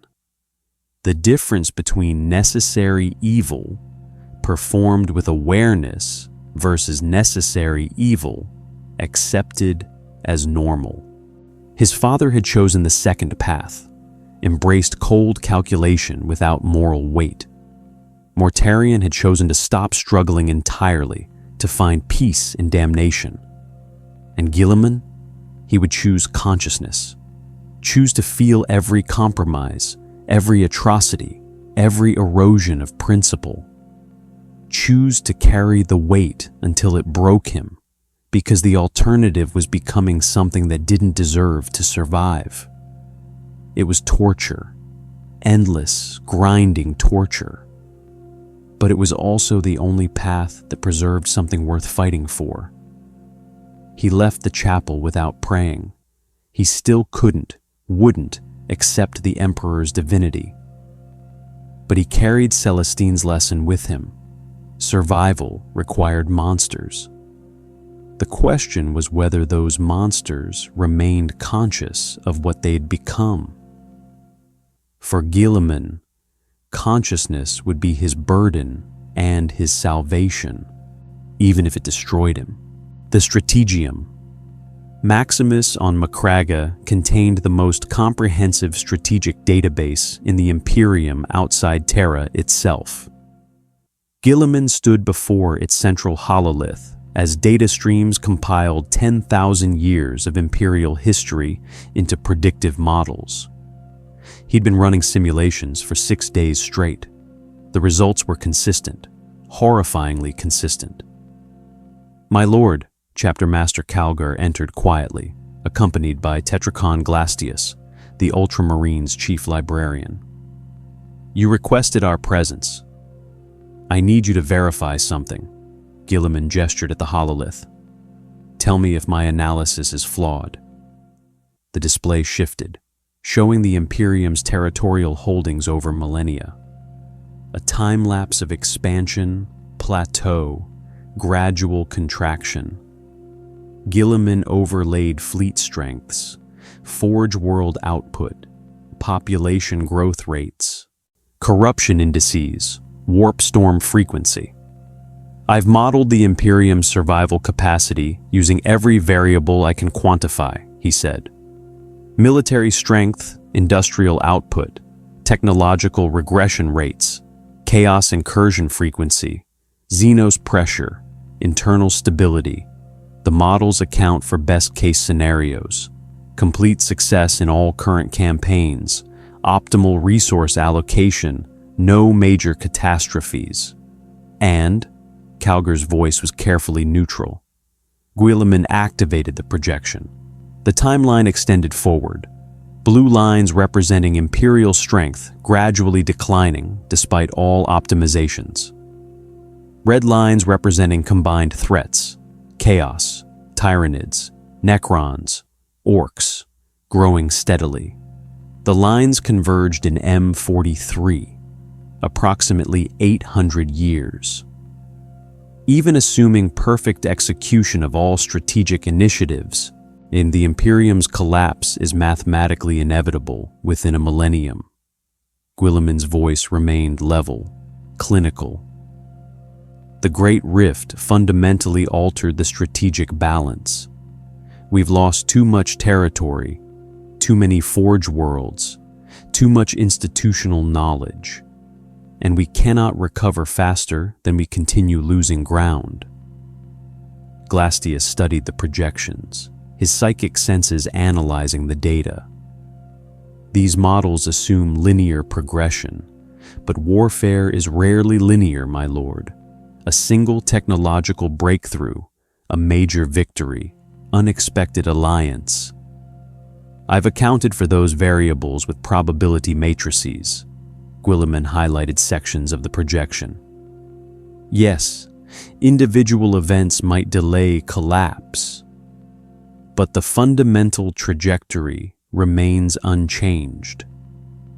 The Imperium is dying, and nothing in my strategic toolkit can prevent it. Silence filled the strategium. Calgar and Glastius exchanged glances, the kind of wordless communication that came from centuries of brotherhood. Why show us this? Calgar asked finally. Because I need to know if I'm making an error, if there's a strategic avenue I'm missing, a variable I'm not accounting for. Guilliman turned from the hololith. Review the models, challenge every assumption, find the flaw. And if there isn't one, then I need to fundamentally reassess what victory means. They worked for 3 days. Calgar brought in fleet admirals, logistical savants, mechanicus probabilitors. Glastius consulted the librarius, cross-referencing psychic predictions with mathematical models. They challenged assumptions, adjusted variables, ran alternative scenarios. Every simulation ended the same way. When they reconvened, Calgar's expression was grim. Your analysis is sound, Gene Father. We found no fundamental errors. Tetracon. The librarian's weathered face showed strain. The warp confirms what mathematics suggests. I've consulted the Emperor's tarot across multiple iterations. The cards consistently show the tower, the falling star, the chained world, all symbols of inevitable decline, structures collapsing under their own weight. Guilliman nodded slowly. He'd expected confirmation, but hearing it still felt like a blow. So the Imperium is doomed. Eventually, Calgar amended, 8 centuries is still significant time. Is it? Against 10,000 years of history? Against eternity? Guilliman gestured at the hololith. I've spent a century fighting to save the Imperium, and I have succeeded. We've reclaimed systems, stabilized fronts, bought time. But all I've actually accomplished is adjusting the timeline of collapse. Instead of dying in M42, The Imperium might survive until M43. That's not nothing, my lord, Glastius said. 800 years is 200 generations. Billions of lives lived that otherwise wouldn't exist. Entire civilizations that will rise and fall in that time. Does that not matter? Of course it matters, but is buying time the same as victory? Is prolonging the inevitable the best we can hope for? Calgar stepped closer. What's the alternative? Surrender. Let the Imperium fall now rather than fighting for every day we can preserve it? No, the opposite. Guilliman's jaw set. Accept that strategic victory, defeating our enemies, conquering territory, building an eternal empire is impossible, and instead redefine what we're fighting for. I don't understand. Guilliman deactivated the hololith, plunging the strategium into dimmer lighting. I've been fighting to save the Imperium, to preserve the Emperor's vision, to maintain humanity's dominance, to win the long war. All strategic objectives predicated on the assumption that victory is possible. But what if it's not? Then what are we doing? Calgar asked. Surviving. Guilliman said the word like revelation. Not winning, not conquering, just enduring, buying time, giving humanity as many years, decades, centuries as we can extract from the universe through sheer bloody-minded refusal to die. Glastius frowned. That's a grim philosophy. Lord Regent. It's a realistic one. Guilliman moved to the viewport overlooking Macraga's orderly cities. The Great Crusade promised eternal empire. The imperial truth promised enlightenment and progress. But 10,000 years later, we have neither. We have grinding survival, purchased daily through horrific sacrifice. And maybe that's not failure. Maybe that's simply reality. He turned back to them. Humanity exists in a universe actively hostile to its existence. Chaos feeds on our emotions.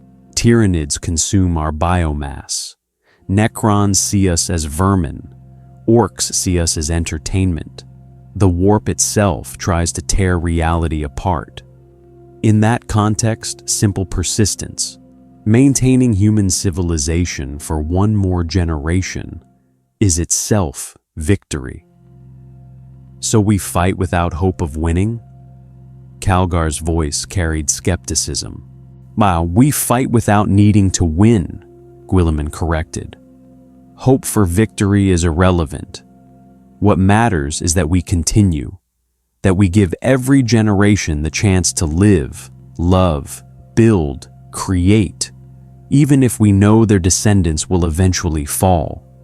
The journey matters more than the destination. That's not what the imperial cult teaches, Glastius observed.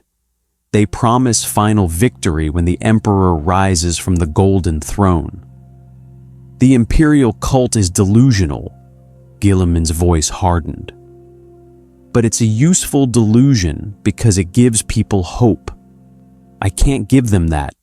I see too clearly, but I can give them time. I can make the Imperium last 800 years instead of 200. I can ensure that when it finally falls, it will be because the universe itself ground us down, not because we surrendered. Calgar absorbed this, his tactical mind processing the implications. So our strategic objective shifts from defeat chaos to delay collapse as long as possible. Exactly. Every world we hold for one more year is victory. Every generation that dies of old age rather than Xenos invasion is victory. Every day the Imperium doesn't fall is victory. Guilliman's voice carried iron conviction. We can't save humanity forever, but we can save it for now, and now is all that ever matters. A depressing philosophy, Glastius said quietly. An honest one. Guilliman returned to the hololith, reactivating it. The projection showed the same inevitable decline, but somehow the certainty made it easier to accept. I'm done fighting for impossible objectives.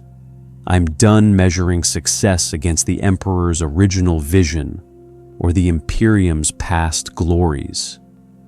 From now on, victory is simple. Survive one more day. Everything else is negotiable. And when the 800 years run out, Calgar asked, when the timeline reaches its mathematical conclusion, then we'll have bought humanity 800 years it wouldn't have had otherwise. 800 years of children born, art created, love experienced, life lived. That's not failure. That's the only victory mortals ever really have. Time. Guilliman studied the projection, its lines converging toward inevitable collapse. For the first time since his resurrection, he felt something approaching peace. Not happiness, not hope, but acceptance. The Imperium would fall. Humanity might eventually go extinct. Chaos would probably consume the galaxy. All his efforts would ultimately fail to prevent the heat death of meaning itself. But not today. Not this year. Not for 800 more years if he had anything to say about it. And in a universe of entropy and heat death, making anything last even one day longer than it otherwise would was the only victory that mattered. Adjust our strategic priorities, he commanded. We're no longer fighting to win the war. We're fighting to make sure the war lasts as long as possible. The Emperor protects, Calgar said reflexively. Guilliman didn't contradict him. Let his son have faith. Let the Imperium have hope. He would carry the burden of clear sight and fight anyway. Because survival, even temporary survival, was still worth fighting for. Even without hope of final victory, especially without it. 6 months after the strategic revelation, Guilliman stood in the Hall of Heroes on Macraga, a monument to ultramarines who had fallen defending the Imperium across 10 millennia. Thousands of names carved into adamantium, each representing a gene-son who had embraced duty unto death. He came here when the weight grew too heavy, when the calculations threatened to overwhelm even his transhuman mind, when he needed to remember why prolonging the inevitable mattered. Tonight, a ceremony was scheduled. The induction of new Primaris Marines into the Ultramarines chapter, fresh from their gene forging and hypno-indoctrination. They would take their oaths before their Primarch, swear themselves to service, become part of the endless war. Guilliman would watch them pledge their lives to a cause he knew was doomed, and he would accept their oaths anyway. The doors opened. 143 neophytes entered in perfect formation, their Mark X armor pristine, their faces still bearing the rawness of youth despite transhuman transformation. Behind them came Chapter Master Calgar, Chaplain Orton Cassius, and the assembled captains of the Ultramarines. The neophytes knelt in unison, a wave of ceramite and faith. "Rise," Guilliman commanded, "and approach." They obeyed, forming ranks before him. He studied their faces, so young, even by baseline standards. Most had been recruited at 12 or 13, transformed through agonizing genetic modification, trained in warfare before they'd experienced life. They knew nothing but service, nothing but duty, and they believed it mattered. "You stand before me," Guilliman began, his voice carrying through the hall, "to take oaths of service, to swear yourselves to the Ultramarines, to Ultramar, to the Imperium of Man. Before you do, I would have you understand what you're swearing to." Confusion flickered across some faces. This wasn't standard ceremony. "The Imperium is dying," Guilliman continued, and now confusion became shock. Not quickly, not catastrophically, but inevitably. Every strategic model, every calculation, every projection shows the same conclusion. Humanity's dominance will end, perhaps in 800 years, perhaps in 1,000, but it will end. Silence filled the hall. Even Calgar shifted uncomfortably. "I tell you this not to discourage you," Guilliman said, "but to clarify what your oaths actually mean.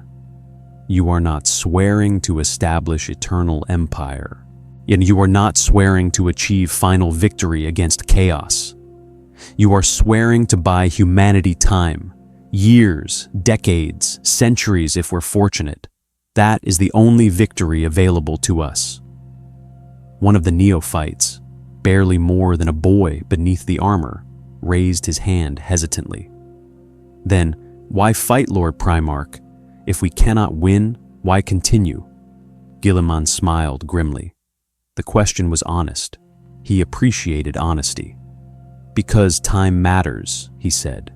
"Because every year the Imperium survives is another year of human lives lived. Children born, families formed, art created, love experienced. Even in this nightmare we've built, there's still life worth preserving. Not forever, just for now." He walked along their ranks, meeting eyes, seeing the doubt and determination warring in their expressions. "You will spend your lives, potentially centuries, fighting battles that ultimately won't prevent the Imperium's fall. You will watch worlds burn despite your best efforts. You will lose brothers. You will make compromises that sicken you. You will become instruments of necessary evil, and you will carry that weight until it crushes you or you die in service." The neophytes stood rigid, processing this brutal honesty. "And at the end of it all," Guilliman continued, "the Imperium may still fall. Your sacrifices may buy humanity only a few more generations. Everything you fight for will eventually turn to dust.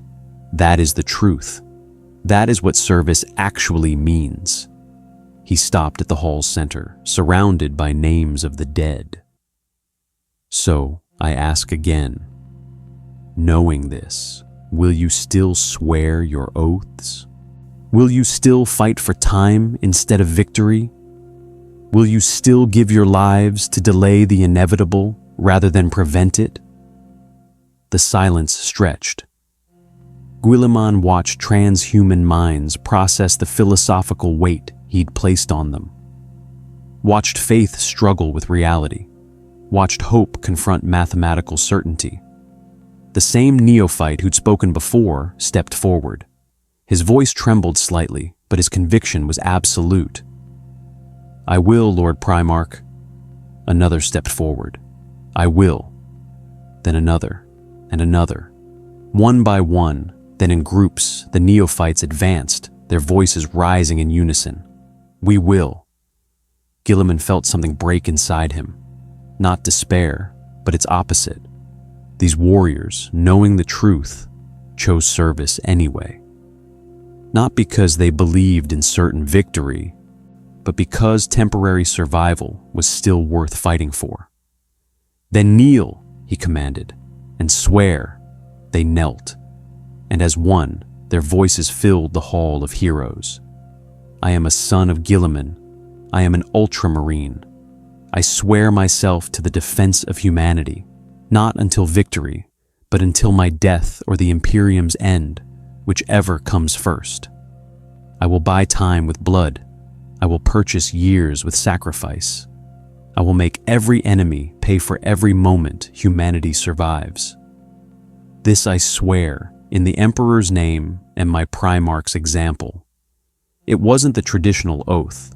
Guilliman had rewritten it 3 months ago after accepting that honesty mattered more than inspiration. Rise, he said.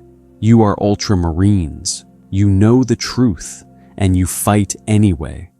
There is no greater courage. The ceremony concluded. The neophytes dispersed to their companies, bearing their new burden with transhuman stoicism. Calgar remained, watching them depart. You're taking a risk, the chapter master observed. Telling them the war is unwinnable. Some commanders would call that heretical. Some commanders would be fools. Guilliman turned to face his oldest living son. They deserve to know what they're fighting for. Anything else is using them as tools rather than treating them as warriors. And if it breaks them, if knowing the truth destroys their will to fight, then they were never worthy of the gene seed. Guilliman gestured at the names on the walls. These warriors died believing in eternal empire, final victory, the Emperor's divine plan. They were wrong, but their sacrifices still mattered because they bought time. I would rather have honest warriors fighting for temporary survival than deluded ones fighting for impossible victory. Calgar nodded slowly. You've changed, Gene Father. When you first awakened, you sought to fix the Imperium, to restore the imperial truth, to reform the institutions, to recapture your father's vision. Now I understand that fixing anything is impossible, but maintaining it, keeping it alive for one more day, one more generation, that's achievable. Guilliman looked at the adamantium names, each one a life spent buying time. I'm not a savior. I'm a delaying action given flesh and gene-forged purpose, and I've made peace with that. Peace, Calgar tested the word. Is that what you feel? Guilliman considered. No, not peace, acceptance. I accept that I'll never save the Imperium. I accept that every victory is temporary.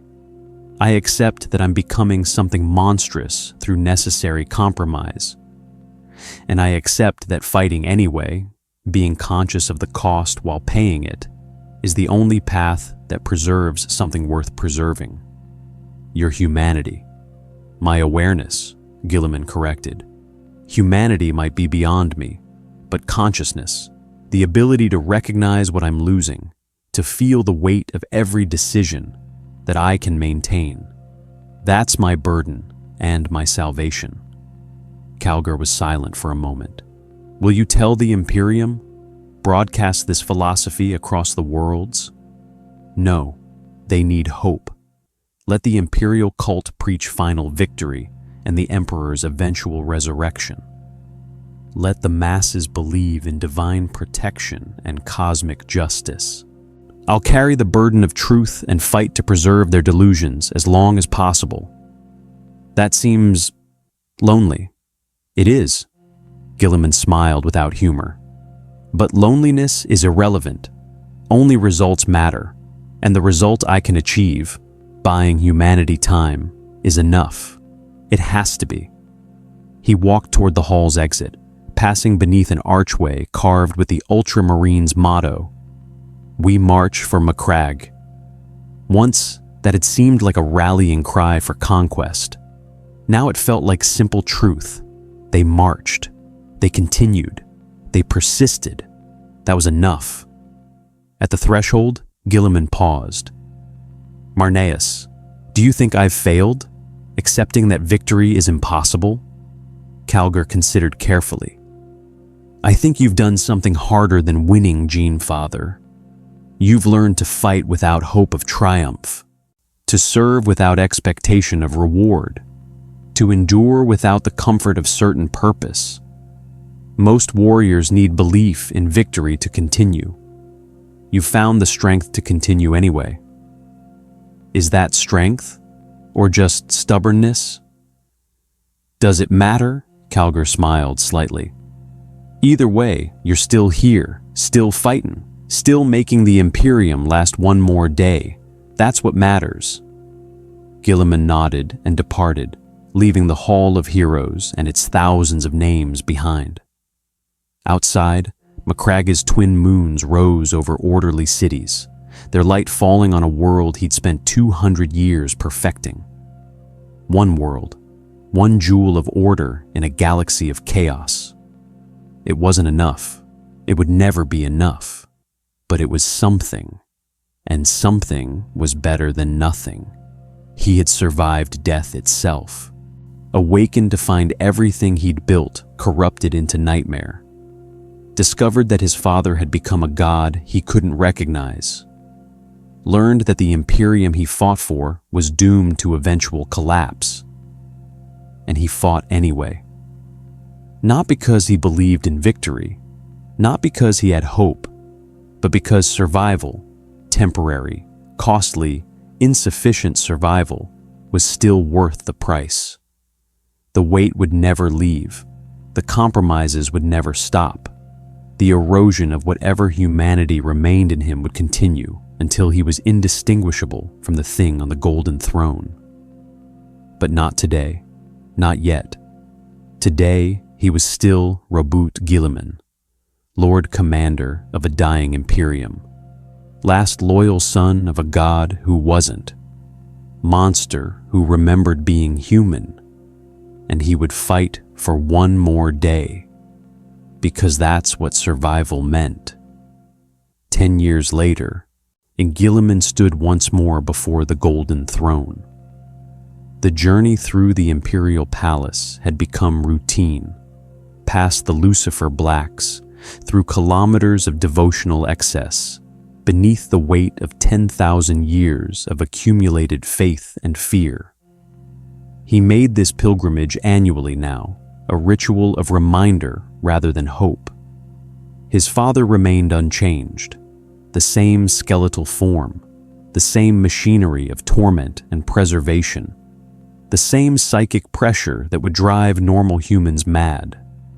But Guilliman had changed. He carried scars now that no apothecary could heal.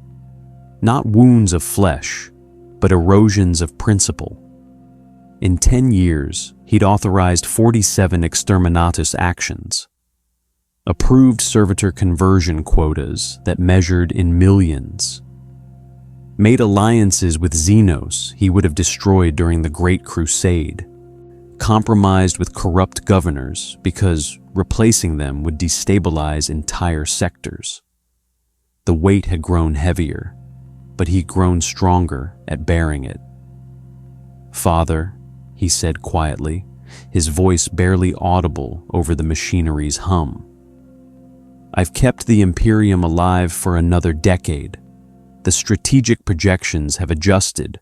We might have 900 years now instead of 800. Progress measured in centuries of borrowed time." The psychic pressure shifted, acknowledging his presence. Guilliman braced himself for the contact, for the cold calculation that would confirm what he'd become. But this time, something different touched his mind. Not words, not even concepts, just recognition. His father saw him, saw the weight he carried, saw the monster he was becoming while fighting to remain conscious of the transformation. It saw the impossible burden of being the Imperium's last hope while knowing hope was irrational. And for one impossible moment, Guilliman felt something he never expected from that vast, terrible consciousness. Approval, not love, not pride, but acknowledgement that Guilliman had learned the lesson that mattered. Survival required sacrifice, and the greatest sacrifice was choosing to remain aware of what you were losing even as you lost it. The contact broke. Guilliman staggered back, his transhuman mind reeling. His father understood. The Emperor, that cold, calculating god thing on the throne, understood what it meant to carry impossible weight, to make monstrous choices while hating yourself for them, to fight without hope of victory because the alternative was surrender. They were the same. Monster and son. God and general.